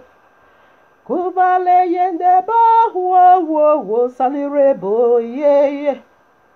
Himo sandalabe ye o salirebo. So right now let us unveil the mysteries of the 12 hours of the night. We are going to see his authority. Okay, so right now, what is the night for? That is his, authority. It's more than what you know, people. Now we'll see already what day is light, and day is light. So we are going to see darkness first, and before we unveil what their authority is for you and me. I keep telling people, don't dare my father, okay? Is fully loaded with a mystery. So here I am. Bereshit chapter 1. Genesis chapter 1. Oh, I forgot something. Oh, my father. You see, in this Bereshit, what it means? Abba Yehovah, letter goes for 22, okay? Alright now. For that of Messiah, the 12 hours authority, we see that it is, we see 12 patriarchs, 12, 12 tribes, okay? And the name of the firstborn of the 12 tribes, what did it go for? Reuben, okay? Reuben simply means behold the son. And the lastborn of the 12 tribes, what is his name? Benjamin. Benjamin simply means the son of the right hand. They both, in fact, all 12 tribes' name is being dedicated unto Yahushua. Hey, that will come because my brother Judea dig out already the mystery. I'm going to take that vision from him because it's his mystery, okay? Because me, I don't understand the Hebrew. He is helping me out. What the names of the 12 tribes is, it is mind-boggling, powerful people, okay? You see, Bereshit simply means house of bread, bread. Abba Yehovah, A is Aleph. Aleph and Tau. In the beginning and the end. Okay, Abba Yehovah Aleph. But it did not start the beginning with Aleph or A. A is the one that starts the Hebrew alphabet A. But Abba Yehovah did not start when he was doing the creation of the world. It did not start with A. Rather, it started with B, Bereshit. Bereshit simply means the house of bread. The house of, that is Bethlehem. But I don't buy Jesus. Whenever you see this nonsense in presentation, yes, it is being, English Bible, it is being translated all through Jesus. That is the mark of the beast. I don't buy it, okay? It's been translated in the Bible. So when we are bringing out scriptures, definitely we are going to see Jesus over it. I can't put out Hebrew scripture because you cannot read it. Neither me. I can't read it perfectly, but I'm trying, okay? It is my father's language. So that is why I still prefer to be using English translation Bible. Okay? That is why whenever I see Jesus, I rebuke that mark of the beast name.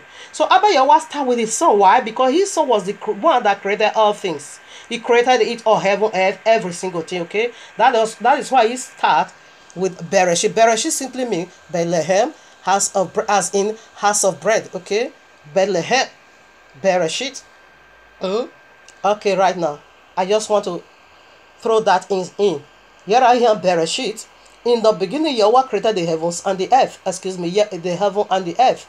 And the earth was without form and void, and darkness, listen now, darkness, we are going to dig into the mystery of darkness now, was upon the face of the deep, and the ruach of Yahweh moved upon the waters, and Yahweh said, let there be light, and there was light, and Yahweh saw the light, that it was good, and Yahweh divided the light from the darkness, and Yahweh called the light day.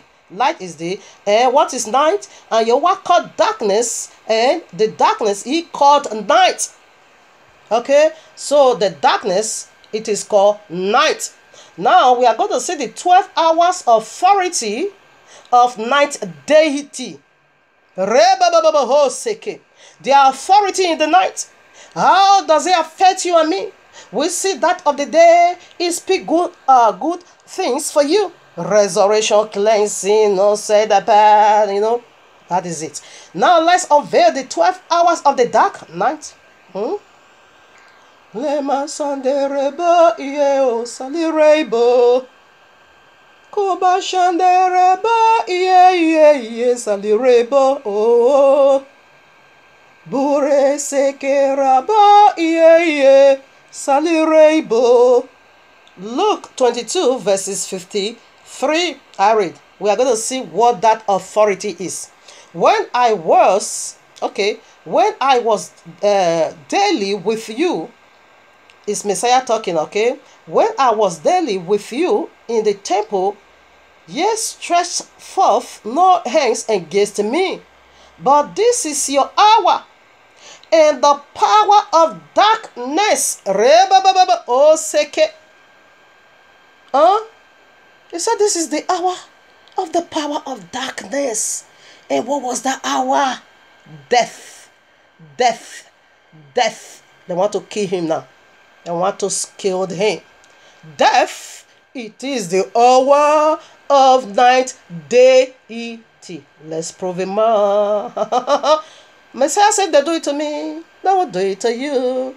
I take it again. When I was daily with you in the temple, ye stretched forth not no hands against me. But this is your hour. He's speaking to dragon, serpent, and the power of darkness. 12 hours of the night. It is to kill you. Oh, Shinde. We go for more. Now, before we dig more, let us see the glory or the wickedness of the 12 hours of the night physically. Okay, we see that 12 tribes, 12 patriarchs, 12 apostles. We see that. Let's also see where this deity is hiding. Although we fish him out already. Oh, he's not my hiding. Oh, he could be hiding to you because you don't know who is the authority of the 12 hours of the night. So let me first of all call it out. Okay, Islam 12 imam, 12 princes. Christianity 6 cities, and K 6 generation. Right, together we get 12. So right now, let us first of all see, before we dig into the mysteries of 12 hours of authority. Now, 12 imam. Islam have 12 imam, and they have 12 princes as Yehovah has prophesied it. And Christianity, the children of Keturah, also have 6 cities. And K, their progenitor, was being taken down in the through the hand of his assist generation. His assist generation killed him. So we'll prove this. Let us first, so that you will get the mysteries of what I'm about. What Abba Yehovah is about to make known unto it is mind-boggling. He breaks me down. I said, wow. When he began to deal, oh my Father, deal with me in this subject, I was broken utterly. So right now, let us first of all go into the promises. Bereshit chapter 16. I will take it for 7. You can take it from 1 to where? 1 to 12 or so. Yes, 1 to 12. But I'm taking it from 7 for the sake of time. This is the promises made unto Islam progenitor. And the angel of Yehovah found her by a fountain of water in the wilderness, by the fountain in the way of Shur. And he said, Hagar, Sarah's maid, whence comest thou, and where wilt thou go? And she said, I flee from the face of my mistress Sarah. And the angel of Yehovah said unto her, return to thy mistress, and submit thyself under her hands. And the angel of Yehovah said unto her, I will multiply thy seed exceedingly. This is Messiah talking. Angel don't make a such claim. Angel don't say I will multiply your seed. Angel don't do that. Okay, angel will only deliver the message and go away. But this is Messiah himself talking. He say, not Yehovah. He say, will multiply thy seed exceedingly, that it shall not be numbered for multitude. And the angel of Yehovah said unto her, behold, thou art with child, and shall bear a son, and shall call his name what? Ishmael, because Yehovah hath heard the affliction. What the Ishmaels mean? Yehovah will hear. This deity, like I said in first clip, they are being anointed over you. You see, 12 hours of the night is anointed over you. So who is 12 hours of the night? That is what we are unveiling right now, okay? That is what we are digging into. The 12 hours of the night kingdom, it is Islam, Christianity, they all join together. They are one. They are of one goal. Okay? So right now we see Messiah himself now gave a word of promise. I'm going to multiply your seed. How is he going to multiply his seed? It is through Sharia law. All families, all nations of the earth, they are going to be converted to Islam. I forgot some verses. No, I won't do away with that. I want to show you where he gave them that promise. Multiply that seed. Okay. Now I read level 16:11 now. And the angel of Yahweh said unto her, behold, thou art with child. Okay, I read 11 already, then I read 12. And he will be a white man. His hand will be against every nation. Ishmael's hand is going to be against every nation. Every nation hand will be against him. And he will dwell in the presence of all his brethren. Christian is his brethren. Synagogue of Satan, unbeliever, atheist, they are all his brethren. Okay? And they are going to sit elevated in the midst of other religion. Due to their 12 hours authority of the night. Okay? He said his head is a white donkey on earth. His head is going to be against all nations. Islam, that is the Sharia law. Ishmael was still in the belly when Messiah himself brought out what kind of child Ishmael will be on earth. Is white animal. You see how they are cutting people's head? Yes, it is prophecy being fulfilled, okay? Now we'll go to 17 and see another. There are 12 princes. There are 12 imam. 12 princes, okay? Right now, Genesis, excuse me. So right now, that's in place, Genesis, Bereshit 17 verses 20. These promises, it came from Abba Yehovah himself. That is why I believe every single thing about Sharia law. I don't play games at all with it because I know it is true. It will definitely come to pass. It is the great tribulation. I read.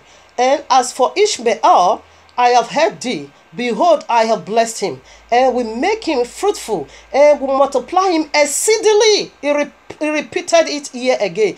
12 princes shall he begot, and I will make him a great nation. You playing games? Fighting for 4 private jets. 12 princes. And today we'll see this scripture is already being fulfilled. They have 12 imam. So let's see that side of Christianity, because Abba Yehovah don't have covenant with the Christendom.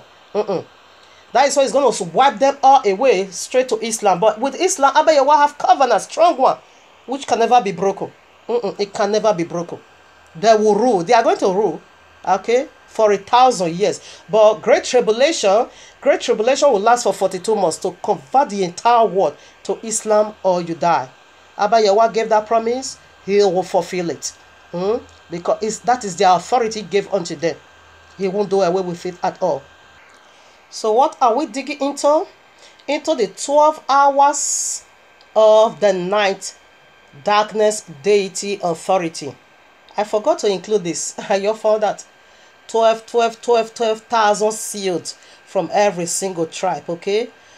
Number 12, it is, authority of the both sides. Yahushua got 12 hours authority, 12, 12, 12. And the Sempet also have likewise, which is, Jesus' family. So here I am in the book of Yeshua. We are digging into the 12 hours authority in Islam. We see 12 princes already. We see here on earth, they have 12 imam. So right now here I am in the book of Yeshua chapter 25. Joshua 10:13. Make references to the book of Yeshua. 2 Samuel 1:18.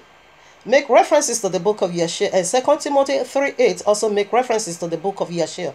It's our book, okay? So I read now from verses 1. The book of Yeshua 25, I read from verses 1. And it was at that time that Abraham again took a wife in his old age. And her name was Keturah. You can also see this account in Genesis 25 or so. from the land of Canaan. She was a Gentile woman. And she bore unto him 6 sons. Okay? 6 sons. And the son, okay, excuse me. Now, verses 6. And Abraham sent all the 6 sons Keturah bore him.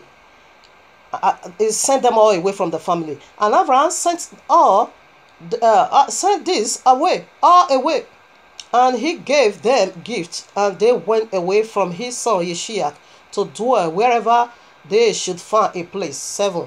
And all this went to the mountain at the east. That's why the Christians don't worship sun, because they came from east. That's where they were being driven to. And all those went to the mountain of the east, and they built themselves 6 cities, in which they dwell unto this day. They are still in their land of their progenitor, because they were being driven to the east. He said, when you go to Ezekiel 8, Sunday is there, but it's the greatest abomination. Verses 30 to 16, he said they now turn their face to the east and they now worship the sun. So it is in their DNA, because their house is in the east. That is why they are still worshiping the east, the sun. Okay, right now we'll go for that of Ishmael. Okay, now read now verses 14 from that same chapter.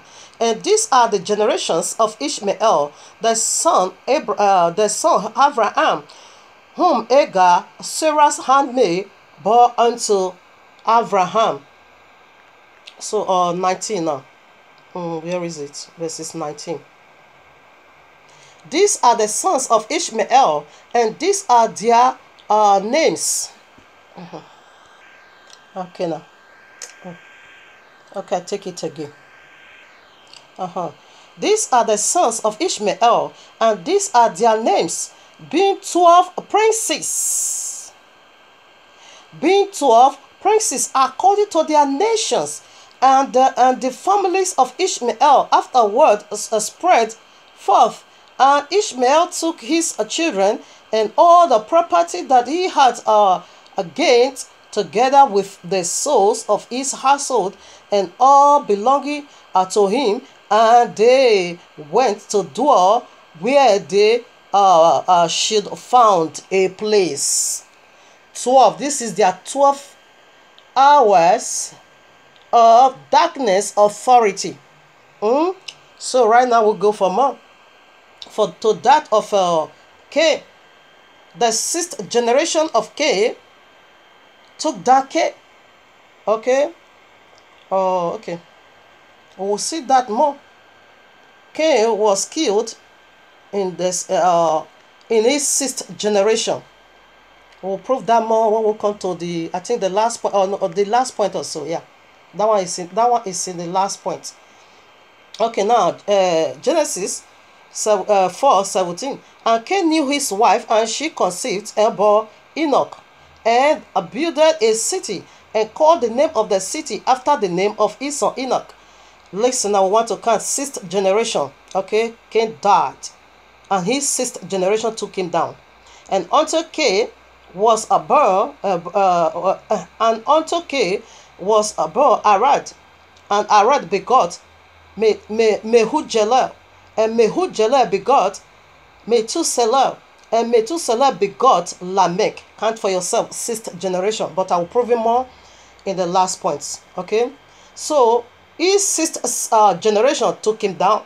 Christianity have 6 cities in the east. Okay, Islam have 12. Altogether it is 12 because they are one family. And we see the promises Abba Yehovah gave to Ishmael. He have a covenant. That is why they have their book, because Abba Yehovah have a covenant with their progenitor. You don't have with the Christian though. That is why they are just, hovering everywhere. They don't know where they belong. They don't know who they are. But Islam know who they are. We knew who we are. Okay, that is why we stand for what we knew. They have God promises. Ishmael simply mean when you call, I'm going to hear. Okay, and they are going to rule for 1,000 years. Every family, but you will say, I'm going to multiply your seed exceedingly that it won't be kept. How is that? We can count that today. Today they are 1.4 billion. We know their number, but he said, I'm going to multiply your seed. You can't count it. Now every family of the world that don't want to die will be converted to Islam. Okay, and for 1,000 generations, third part of humanity is going to be Islam, and they are going to be buried children. And in this 1,000 reign of Yehoshua Mashiach, the royal law said anyone that die being 100 years, he said is a curse. Okay, meanwhile people is going to be living long just as the day of old. People is going to be living 500 years, 600 years, 800 years. Of course, we are going right back to the beginning. Okay, so for that 1,000 years, they are going to be having uncountable children. First of all, Yahweh is going to sweep away all humanity straight to Islam. Convert to Islam or you die. It is his desire. Huh? Why? Because the earth is already being polluted. Okay, he want to pack all of you in the camp of Islam. So this is how he multiplied the exceedingly. And for 1,000 years, they are going to be having uncountable children, because now every family of the earth is Islam. Only the chosen, only Israel can never convert to Islam. We will never. Okay, we will never, because our Messiah is already here. We enter the Ark of Noah. But Islam, they are going to convert the entire world. That is the authority of 12 hours of the night. So let's keep proving it. So when you read Daniel now 2:43, you are going to see said that this deity, this fallen deity, which is the dragon and the serpent. Oh yeah, dragon, the serpent, devil, the Jesus. Dragon is the serpent, is the Allah. He said they now mingle themselves with the seed of men. Okay, Daniel 2:43. Also Revelation 13, they mingle themselves with men, with the work of day 6. That is why Christianity is sixth and Islam, the sixth generation of Cain, take him down. We'll see this in the last verse in more broad. Okay, so let us first of all unveil the 12 hours of the night darkness. We started already. We see that what they did to Messiah. Where is the other part? I'm coming. Okay, here right here. Revelation 3:10. Because thou hast kept the word of my patience, I also will keep thee from the hour of temptation which shall come upon the whole world, to try them that dwell upon the earth.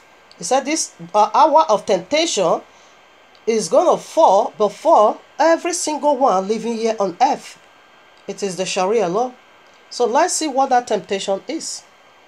Matthew, who is that temptation? Matthew 4, I take it from 1. Then when Yahushua led up of the Ruach into the wilderness to be tempted by the devil. So automatically he's talking about devil. The hours of darkness that is about to fall right now upon the whole world. Okay, now I read verses 3 now. And when the tempter came to him, he said, if thou is the son of Yahuwah. Okay, you see, he's tempting him for him to break the royal law.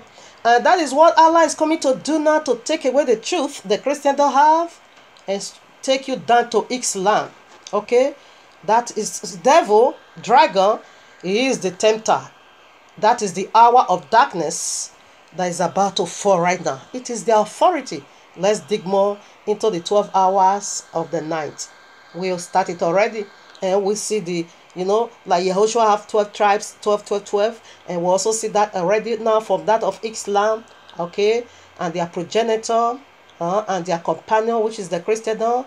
Okay, right now we are going to see in totality what the 12 hours of darkness is. So here I am, John 3:19-20. So now I want to dig now more into the 12 hours of the night. Read Genesis all the chapter 1. We're going to see night means darkness, night. They are having equal share. 12 hours of the night and 12 hours of the day. Okay. So now we are done with the 12 hours of the day. Now we start already, of course. The 12 hours of the night, it is darkness, okay? And we know who they are already. That is the Sharia law. When Messiah break the last seal, he's going to break loose. That is the great tribulation. Tribulation. Okay. I read. And this is the condemnation. Where am I? Okay, yes, and this is the condemnation that light is come into the world, and men loved darkness rather than light, because their deeds were evil. There is evil, wickedness, movement going on in the night. For every man that doeth evil hateth the light, neither cometh to the light, lest his deeds should be reproved. They're sneaking, doing that wickedness in the night. But we are not the children of the night, but we are of the day. We know what they are about to do already. Here I am, John 12:35. Then Yahushua said unto them, Yet a little while is the light with you. Walk while ye have the light, lest darkness come upon you. For he that walketh in darkness knoweth not where he goeth.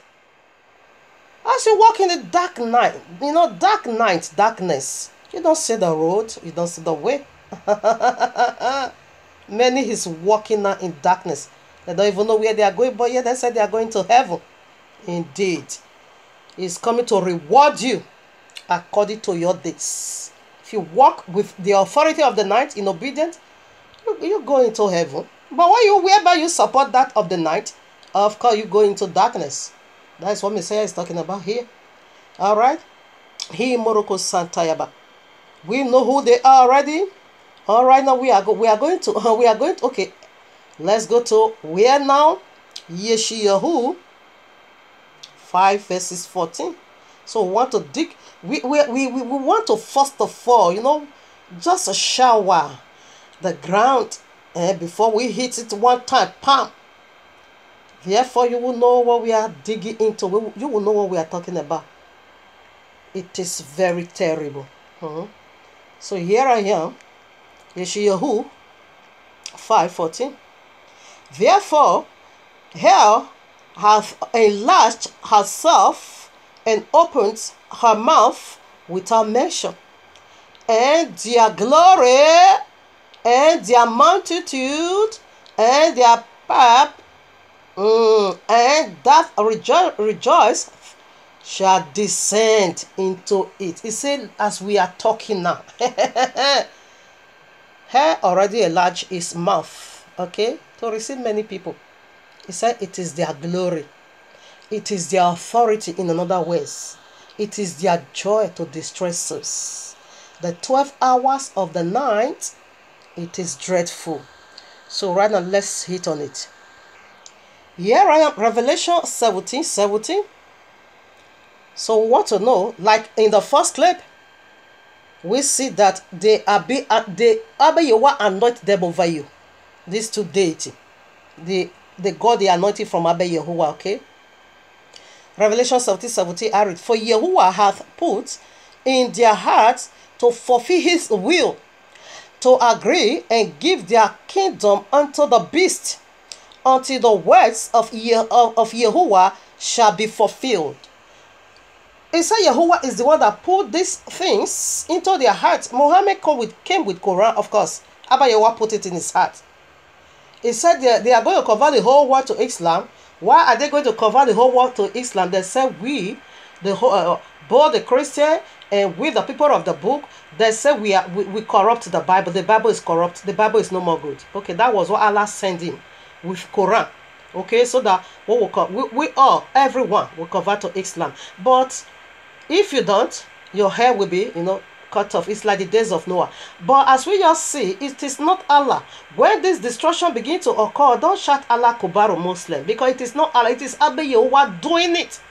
He ordained you, because it is the flood of Noah. I says Islam, they are the flood of Noah. We will see that more in the last point. Again, I don't buy this nonsense Jesus Christ of Galatians from the link of fire. It is translation. I don't buy it, okay? This white Jesus again. This white Messiah again is another lie told. We are going to see that in the mystery of the serpent. It is another lie told. Messiah is a black man. That is not my message. I feel like throwing it into it, because you will find it in my presentation. Then you will know I'm not into at all. It's a lie. So right now, let's go more. Revelation again. Now, Abba Yewa said he is the one who put these things in their mind. It's in Quran. Sharia law Mahadi. And it's also in our book. And Abba Yewa says the one who did it. He gave them a word. He gave them a promises. Okay, to rule the whole world, convert the whole world to Islam, or you die. If you don't convert to Islam, you are a gunner. I read, and the fifth angel sounded, and I saw a star fall from heaven unto the earth, and to him was given the key of the bottomless pit. And he opened the bottomless pit, and there arose a smoke out of the pit, as the smoke of a great furnace, and the sun and the air was darkened. Islam is about to darken the whole world. That smoke, it is Quran. Darkened by the reason of the smoke of the pit. I'm coming right back here. Abba Yewa gave the key. Unlock, open the bottle. That king of the bottomless pit is called Abaddon, which simply means the destroyer. In Hebrew, Abaddon in Hebrew means angel of death. In Greek, Apollyon, you will also see him there, simply means the destroyer. In Exodus chapter 12, until 27, you will see Abba Yewa send the destroyer, the Abaddon, the serpent, the dragon, the fallen seraphims. He is the one who slaughtered every firstborn of the Egyptians. And he's coming. Horrible creature. Horrible creature. He's coming from the bottomless pit. Resurrection of the wicked to convert you to Islam. The fallen seraphims, they are on their way for you. Or you build your ark. We are unveiling it. The mystery of the 12 hours of the night.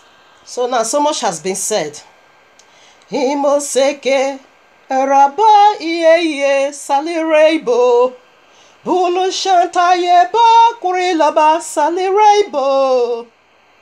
Himosanda labe iye salirebo. What is the 12 hours of the night? The 12 hours of darkness, what does it represent? It represents death. Let me tell you now how it is already working in you and me. Every night you go to sleep. That is the authority of death.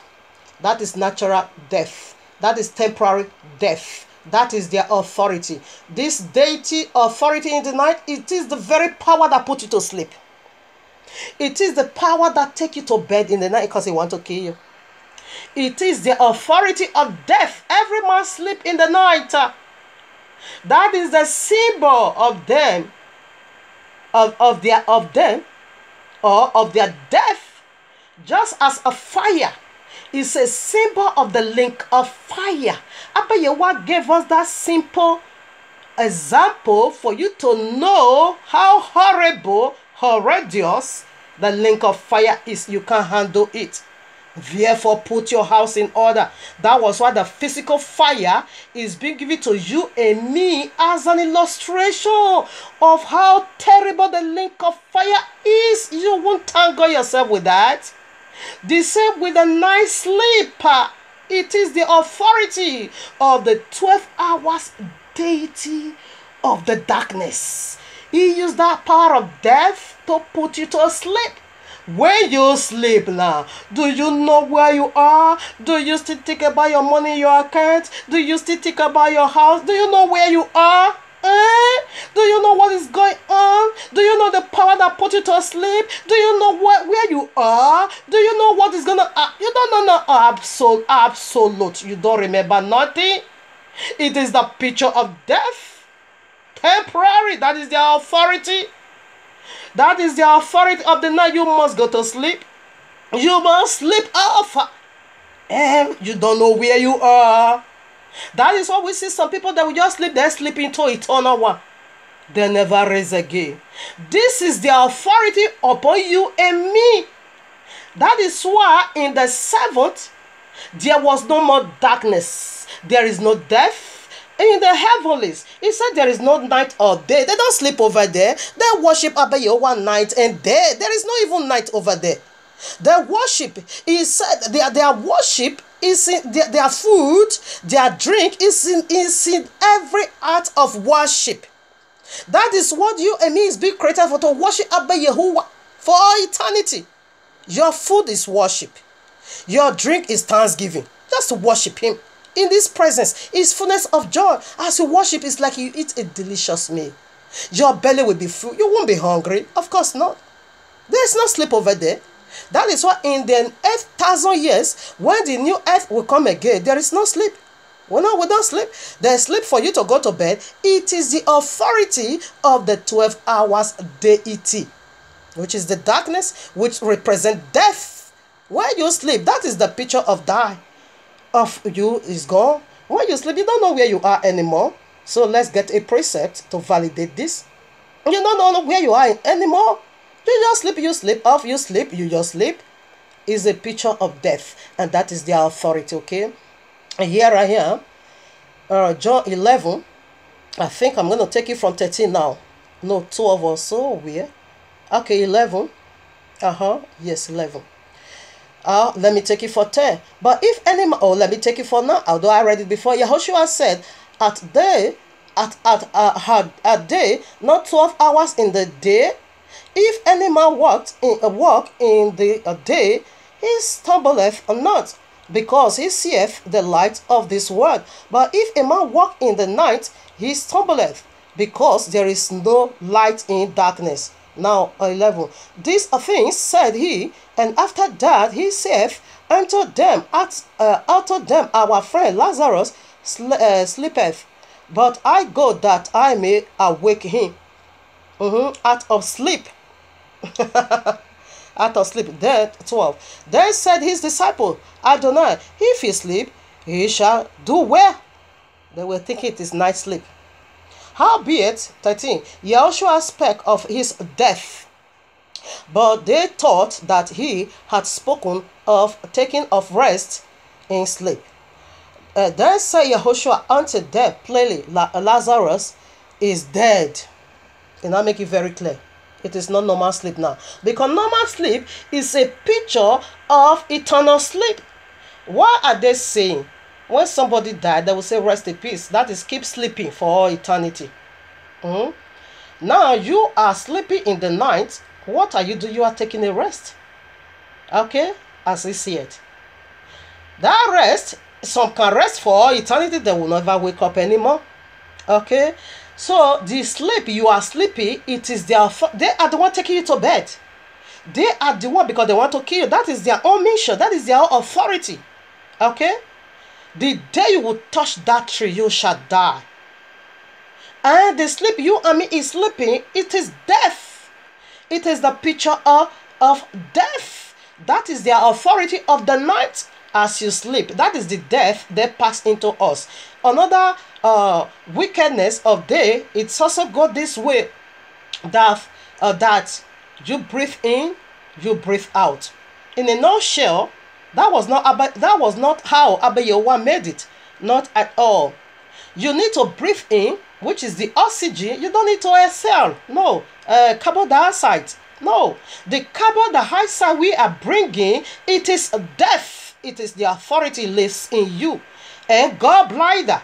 It is their authority lives in you. All this one represent death.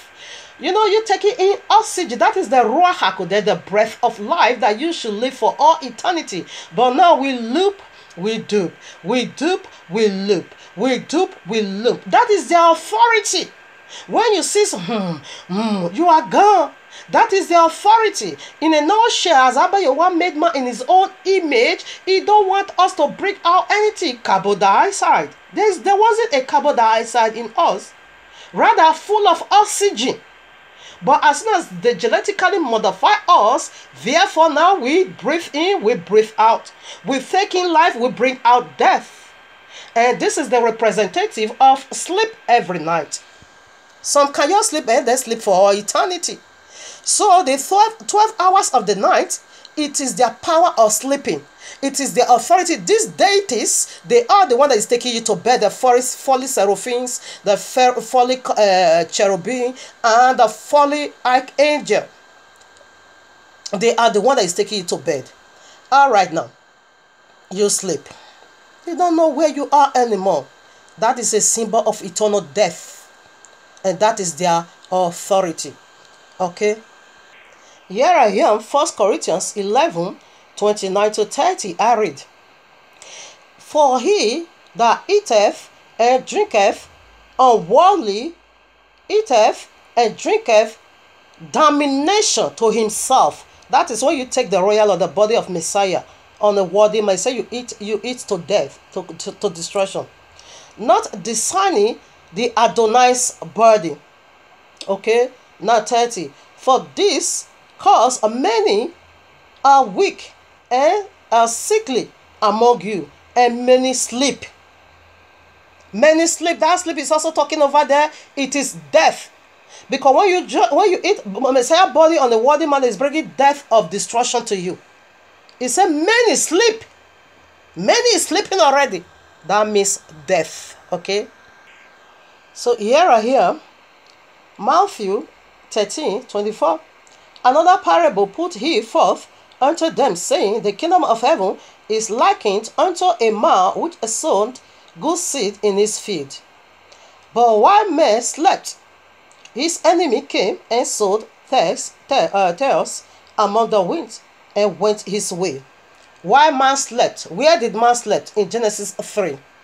Our forefather Adam and Kawa, they slept. That is, the dragon killed them. The dragon do away with the first, system of the early governorship. He ended over there. He abolished the law. He killed them. That is why he killed them. They fall asleep. While they fall asleep, the evil one came to say, so what? Tails. He came to sow the seed of serpent. Serpent sow his seed, which is Cain, of that wicked one, the very progenitor of every unlawful bed, the Islam, the Christian, the synagogue, and pagan. Okay? So why man fall asleep? Slept simply means death. And that is their 12 hours authority to kill you. And the symbol, they are the one taking you to bed. Okay? And Messiah said, why man sow a good seed? Who were the good seed? The good seed will not be because they killed Abel. Therefore, Abel died. The good seed is going to be now Seth. He was the good seed. Then serpent also sow his seed, the tails, which is the children of the serpent. Okay. What was good over there? The feed is simply represent the whole word. Of course, the feed is the, as you keep reading, you will see the feed is the word. Okay. The good seed. We once were a good seed. Okay. Abayawa in day 6 job, or in day 1 to day 5 job, he said good.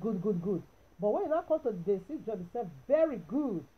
We being his own image, we are very good. Until tells we are being sold into us. Until death, we are being sold into us. Okay, which is the offspring of the serpent. So there are 12 hours of the day. It simply go for night, death. And that is the sleep you are sleeping. Be careful so that you don't sleep and sleep for all eternity, okay? It is their authority. And Abba Yahweh gave it to them. Why? Because the whole world is already being polluted. Therefore, he gave it to them. Now, but somehow the 12 hours of the day is still interrupting the 12 hours of the night authority. Okay? That is why when you are sleeping, because this deity, they are the one to put it to bed. Their authority that will make you sleep is simply represent death on you. But the authority of the 12 hours of the day simply means resurrection. Every day you are resurrecting your spirit. As you wake up, Messiah woke you up. You are being resurrected. Okay? Except if he also want to handle you to their will, you will just sleep, you sleep off. That is death. Okay? Now, he in his mercy, he is working with us in the night so that we don't just sleep for all eternity. He interrupts the 12 hours of the night deities. Okay, but the 12 hours of the night deity is also interrupting Messiah in the day. Okay, that is why when you go to, I think it's Psalm Tehillim, which is Psalm 126, it says Yahweh never sleep nor slumber. In heaven there is no sleep over there, we don't die. But here on earth, yes, of course, as soon as you go to bed every night, you die, you wake up. You die, the wicked spirit power of night authority put you to death in the night. As you sleep, you're dead. But Messiah will wake you up. While he put you to bed, Messiah is right there protecting you, so that you will wake up, so that you receive the authority of, so that you receive the restoration in the morning. In his mercy. Let me tell you, goodness and mercy, they are all angels. Messiah is, Messiah is play all parts. He is the angel of mercy, okay? He is the angel of mercy. His name again is called mercy. Okay, according to the book of Yeshua, chapter 23, we see over there when Father Abraham really wanted to slaughter Yeshua, the angel of mercy now stood on his feet and now began to intercede and speak it to Abba Yehovah. When Abba Yehovah, as that wickedness took place in Genesis 3, Abba Yehovah wanted to do away with the whole thing. But this angel of mercy now stood in the gap for you and me, and I said, Father, don't do that. I will take their blames upon myself. I will come and die for them. Just like a rich man having just one son, begotten son, imagine he will leave his own palace and go into Libya and begin to suffer with his brethren. That was what Messiah did for you and me. He denied that glory in heaven because he is mercy and came down here on earth to die for you and me and take our blame. He took our blames, our sin upon himself. Okay, because he knew his father is not going to abandon him into this dark world. He came into this world. He also passed through death, of course.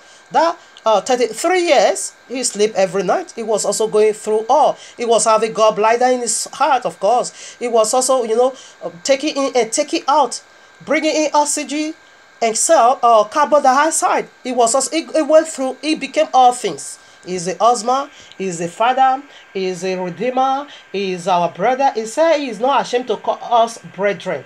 He is our friend. He said we are his friend. Okay, Messiah became all things. Okay, so this was how he stood in the gap, right in Genesis 3. Father, you create me, you create the whole world through me. Don't do away with these people. I will take their blames upon myself. That was how he did it. He's an angel of mercy. He is mercy. He said goodness and mercy. His father is good. No one is good but who? Yahuwah. Matthew 19, verses 16. You are going to see over him alone is good.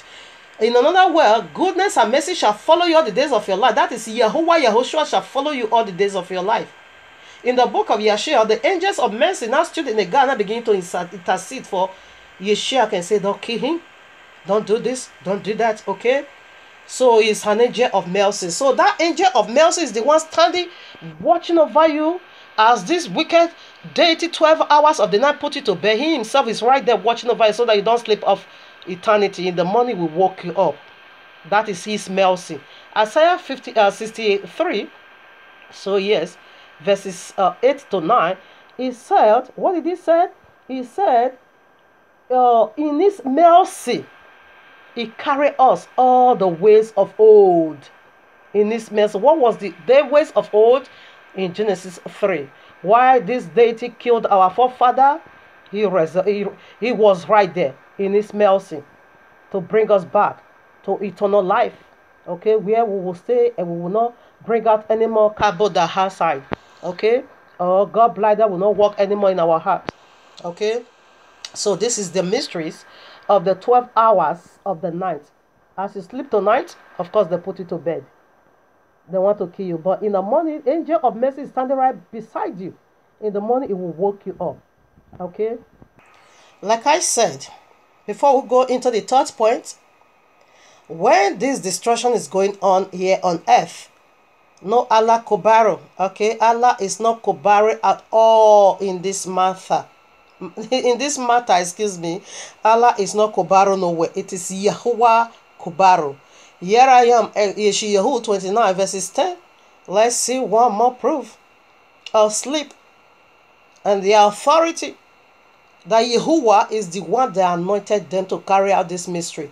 I says it is Yahuwah weapons of judgment to flush away. They are the flood of Noah. And the authority, it is the 12 hours of the day. I read now. For Yahuwah hath poured out upon you the spirit of deep sleep, and hath closed your eyes. The prophets and your rulers, the seers, hath he covered like the Christendom. He has already poured upon them the sleep of deep sleep. Okay? That is eternal destruction. So is his authority, he is the one that anointed both good and bad. Okay? So right now we are proceeding on into the third point, excuse me. So now here we are in point 3. So it goes like this. With the good, Abba Yehovah walk with his holy authority. That is, when you are good, you are obedient unto the royal law. He will also walk with you with his good authority. That is the 12 hours of the day authority, which simply represent, resurrection. So we'll first of all handle that before we go into the other one. Daniel 9 and Luke 1. So you can read that in your quiet time. You will see when he sent Angel Gabriel to Daniel. Okay? And you also see in Luke chapter 1 when he also sent his angel Gabriel to Mariam. So with the obedience, he will release his good angel and use it to walk with you. So now let's see with the bad. With the bad, Yahuwah walk with them with his evil authority. Abba Yahuwah have evil authority. When you go to Genesis 2, it said Abba Yahuwah created good and he created evil. When you also go to Yeshayahu, Isaiah 45 verses 7 or so, Abba Yahuwah said, I created good and I created evil. When you also go to Amos, let me read that one. Amos chapter 3 verses 6. Amos 3. Oh yes, verses 6. I have to read this one. Shall a trumpet be blown in the city, and people not be afraid? Shall there be evil in the city, and Yahuwah hath not done it? So he's not afraid of you. Is there any evil that take place now on the city? He, Yahuwah, is the one doing all this calamity that is going on. He responsible over all, okay? And he's not afraid of you. Why? Because already a once powerful deity has defeated. And now that they are defeated, so they are going to be working with people.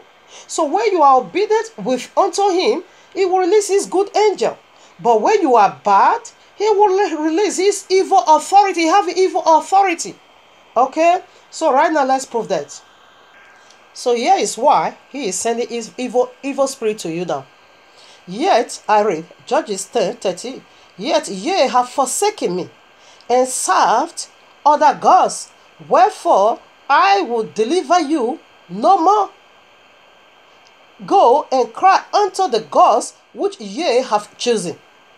Let them deliver you in the time of your tribulation. He said you should call upon those deities. The 12 hours of the night authority, it is death. And you see the symbol already as you sleep. You just sleep off. You don't know where you are. It's an example. What is going to happen to you? Just like fire. It's an illustration of link of fire.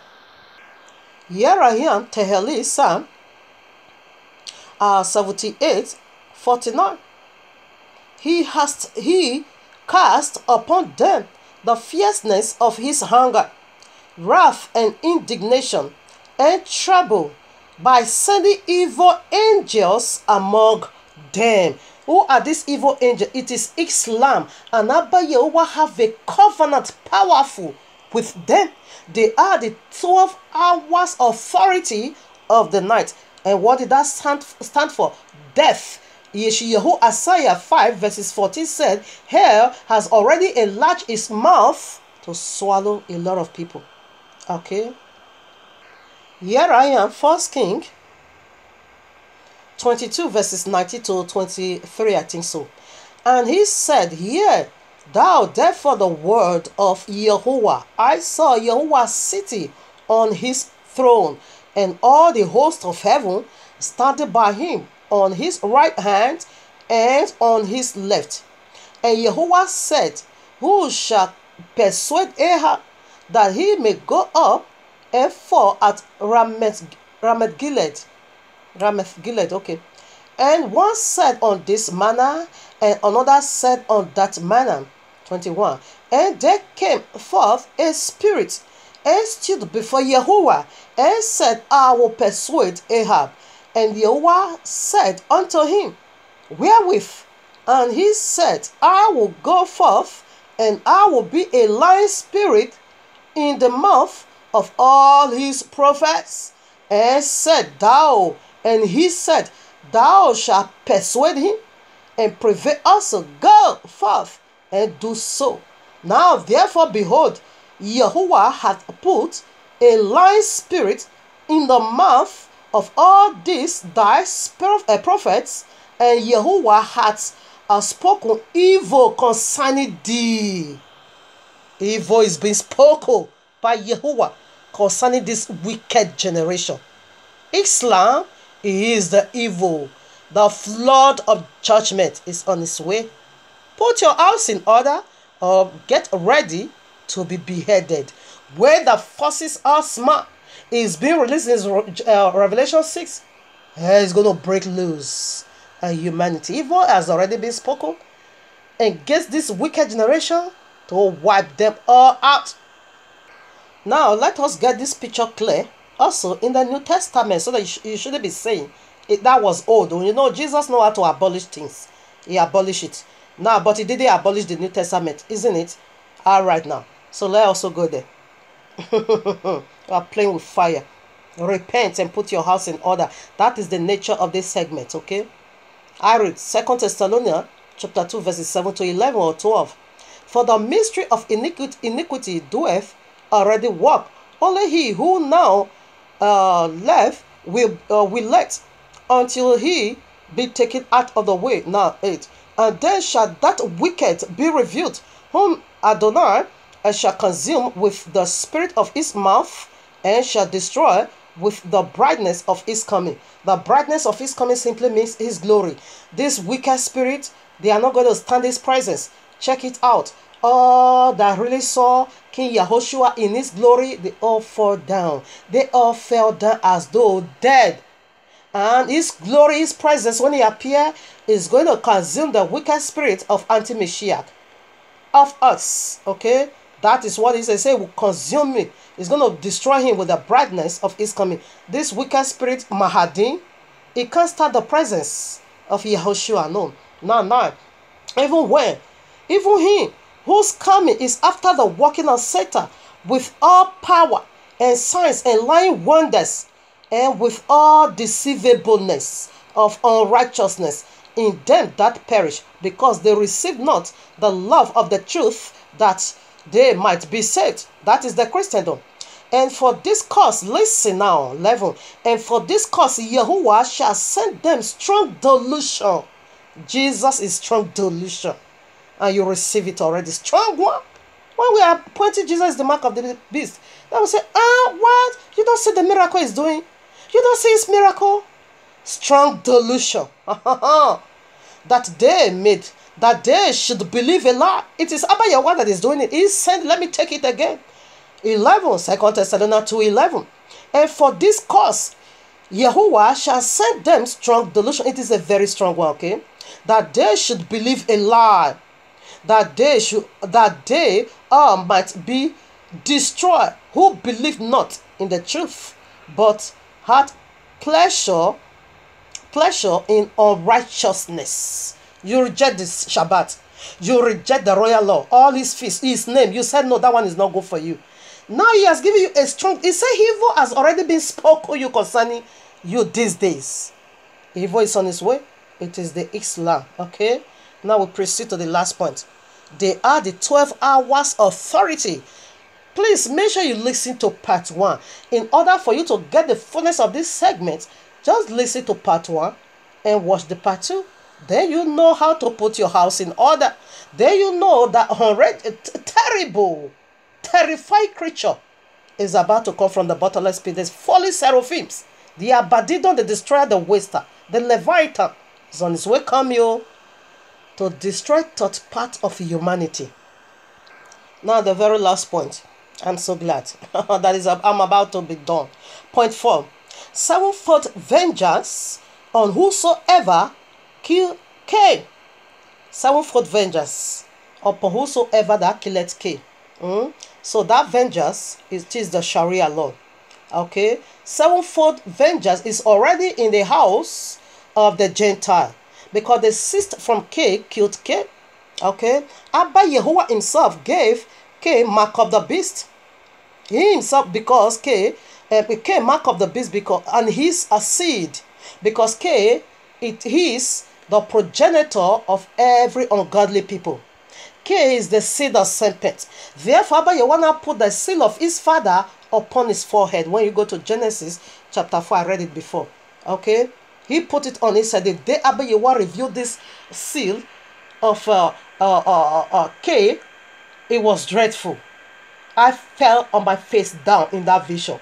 It was so dreadful. When you go to Revelation 14, verses 1 to 5, you are going to see the mark, the seal of Abba Yehovah, the mark Abba Yehovah gave to us. It is his name, Yahuwah Yahushua. You will see it over there. And when you also go to Revelation 13, whose mark on the mark of the beast is going to give it to anyone that refused the royal law? It is mark of the beast, the number of his name, 666. It's not simple as you heard it, 666. This 666, what did it go for? It is the three mouth of these three fallen deities. The fat deities. The seraphims is the serpent, it fell from glory. The cherubims, the covering angel, it is the devil, which is Jesus today, it fell from glory. The archangel, it is the group of Azazel. You can see that in Anuka chapter 8, the Azazel. They are the archangel like Angel Michael. He fell from glory. The day Abba Yehovah revealed this three months of this 666 to me, when I saw Cain and this three mouth, the mouth of the dragon was right there. The mark of the beast was right there. And the mark of the mouth of a man was three mouths on his forehead. When I saw this vision, I fell face down. A man took me there. He said, come and see, just as he said in Revelation, come and see, come over here. I just followed him. When I see a giant man with three mouths on his forehead, he said, this is Cain. I fell down. And I picked me up and put me on his back. I was not saying, please don't show a thing like this to me. It is so dreadful. He said, I just want you to see what is the mark of the beast. And that is the mark Abba Yehovah gave to Cain. The three mouths of these fallen deities. Cain, as the progenitor of all unlawful birth children, he got the mark first. Let me prove it. Here I am, Revelation 16, I take it from 12. And the sixth angel, everything of destruction has to do with 6 or 12. Okay, the sixth angel sounded a trumpet over here, and we saw what happened. Revelation 6, when the sixth seal also was being broken, and we saw what happened. Now the sixth angel poured out his vial upon the great river Euphrates, and the water thereof was dried up. A symbol of water also represent people. I can say this, where this beast was hiding, where this three deity was once hiding, Abba Yehovah dried it up and revealed and exposed. They pushed them now to the Islam. It is Christianity. Okay, water as a symbol. You can see Revelation 17 verses 1 and verses 15.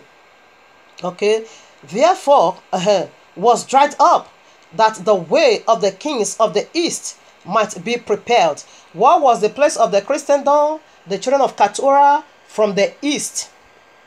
Okay, now 13. And I saw three unclean spirits like frogs come out of the mouth of the dragon, and out of the mouth of the beast, and out of the mouth of the false prophet. For they are the spirits of devils working miracles, which go forth unto the earth, unto the kings of the earth and of the whole world. It did say some part, the whole world.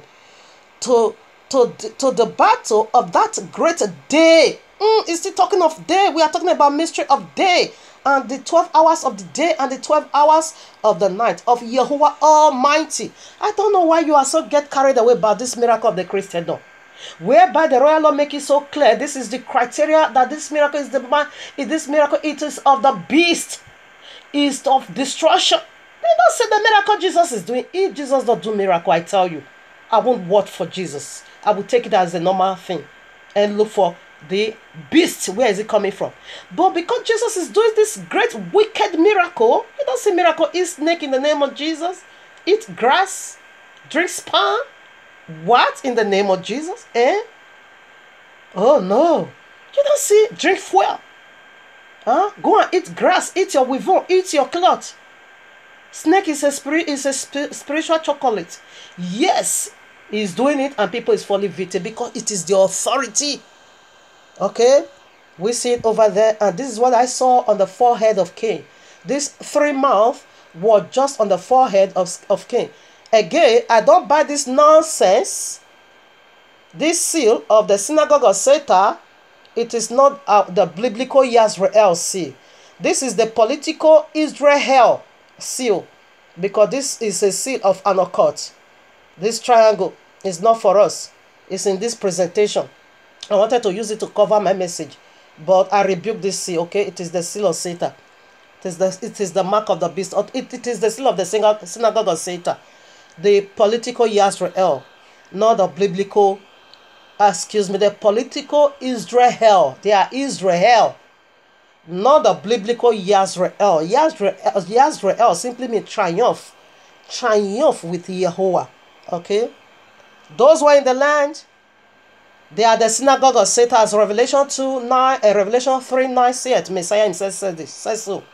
Okay? Here I am. Job chapter 12, verses 16.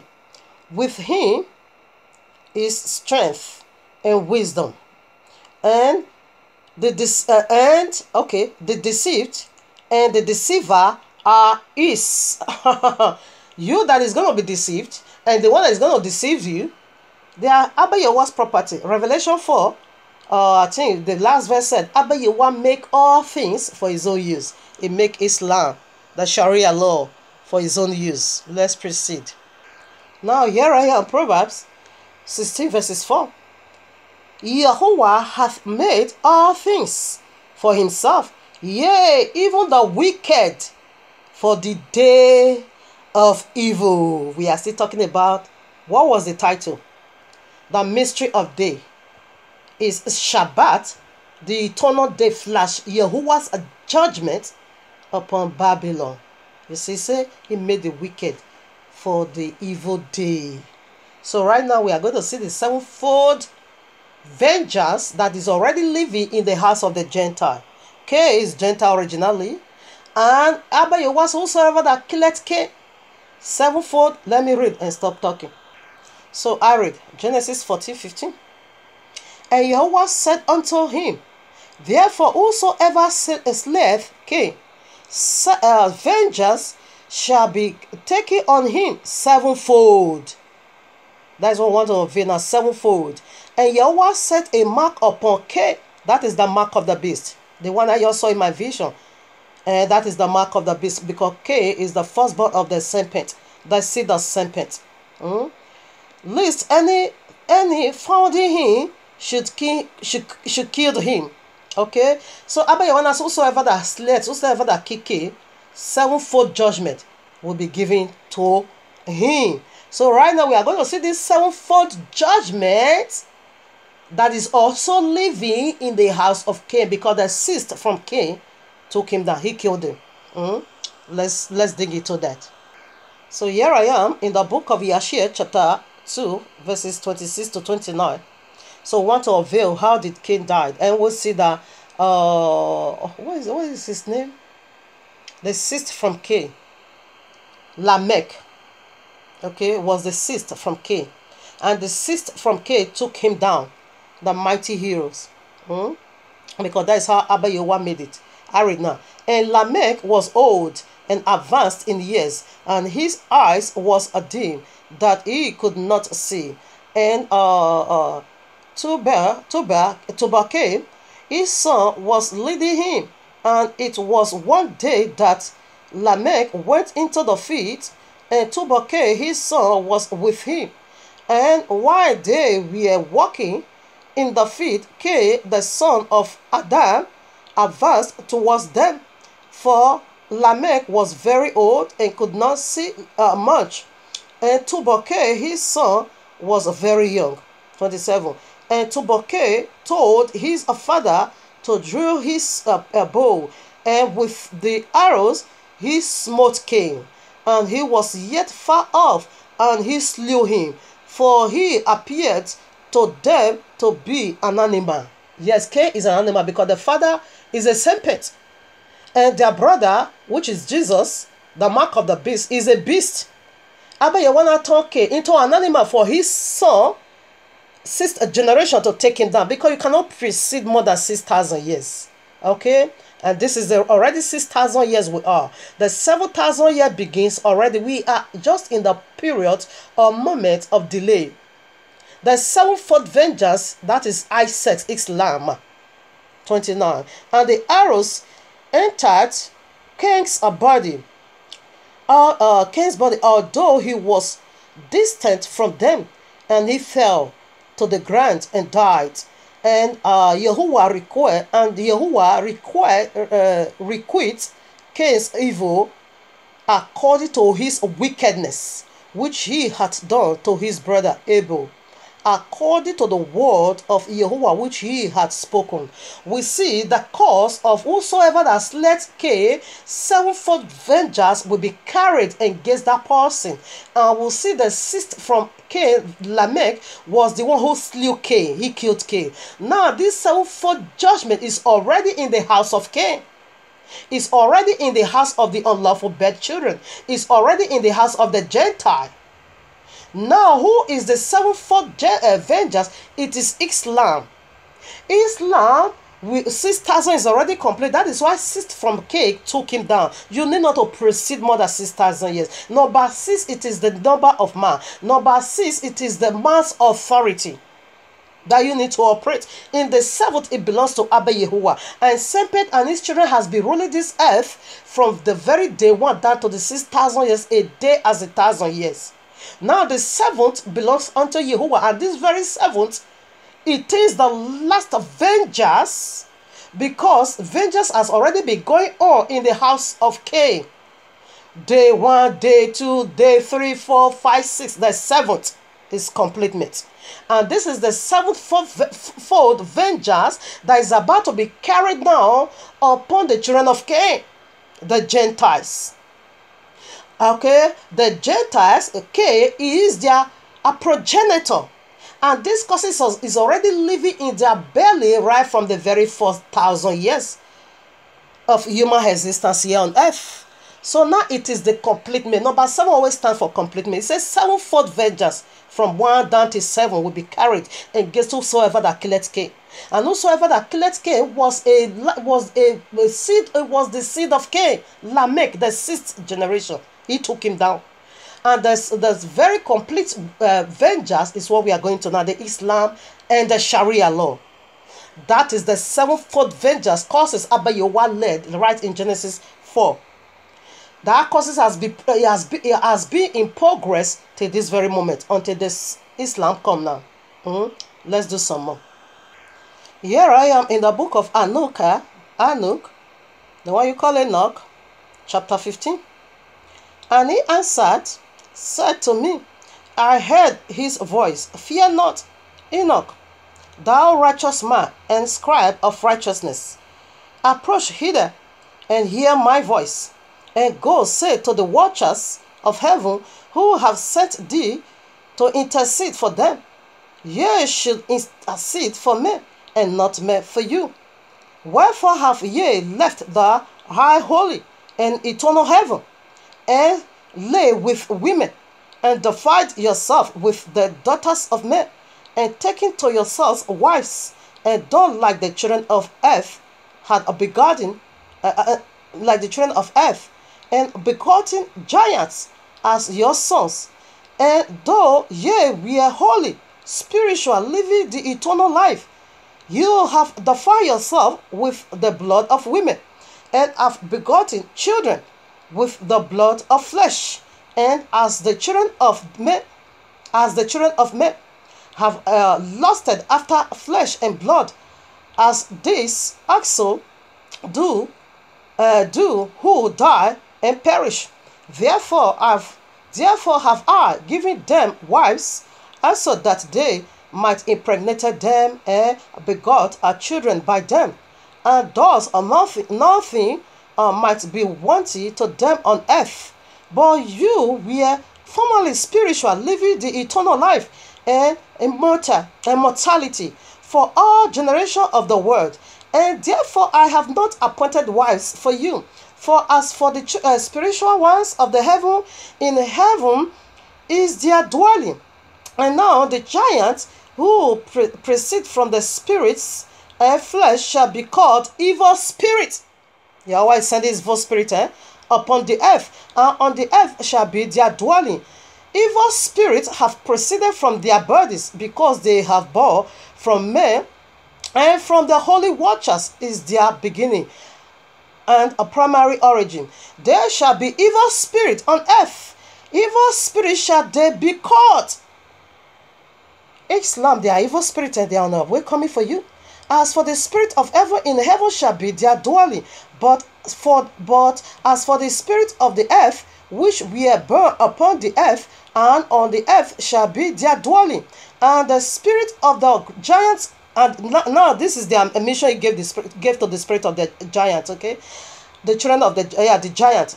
As for the spirit of the giant, afflict, oppress, destroy, attack, do battle, and work destruction on the earth, and cause trouble. They take no food, but nevertheless hunger and thirst, and cause offense. And this spirit shall rise up against children of men and against the women, because they have proceeded from them. This is the mission. And this evil spirit, it is ISIS, it is Sharia law, it is Allah their father, it is the whole serpent, the dragon. It is the Sharia law. Evil spirit, that is the name Abba Yahweh gave to them. They are coming for you. Do you see the assignment Abba Yahweh gave to them? Let's prove one more. You can read the 1 Thessalonians chapter 5 verses 1 to 10. I wanted to read it, but I read it before. No time anymore. So right now, Revelation 6, 1 to 8. I just want to read the verse 8. Take it 1 to 8, but I will read only the verse 8 for the sake of time. And I looked, and behold, a pale horse, and his name that sat on him was called Death, and hell followed with him, and power was given unto him over the fourth part of the earth, to kill with sword, and with hunger, and with death. Okay, and with the beasts of the earth. It said power, authority was given unto him to slay third part of humanity. Okay, it is being given unto them. That is their 12 hours authority of the night. The symbol is already in you. Here I am, Revelation 9:11. You can read all. He partake to Islam. And they had a king over them, which is the angel of the bottomless pit, whose name in the Hebrew tongue Abaddon. It makes angel of death. But in the Greek tongue had his name Apollyon, meaning destroyer. Okay, you can see Exodus 12:27. He killed all the firstborn of the Egyptians. Read all Revelation 9. I read 18 now. But these three was the third part of man killed by the fire, and by the smoke, and by the brimstone which issued out of their mouth. For their power is in their mouth, and their taste, for their tail was like unto serpent. That is the foolish seraphim, and had heads, and with them they do hurt. Okay, they are coming. Family, staying tuned. In the Shabbat, we are going to unveil again the mystery of serpent. What it is mind-boggling again. Shalom. Bless you, Abba Yehovah.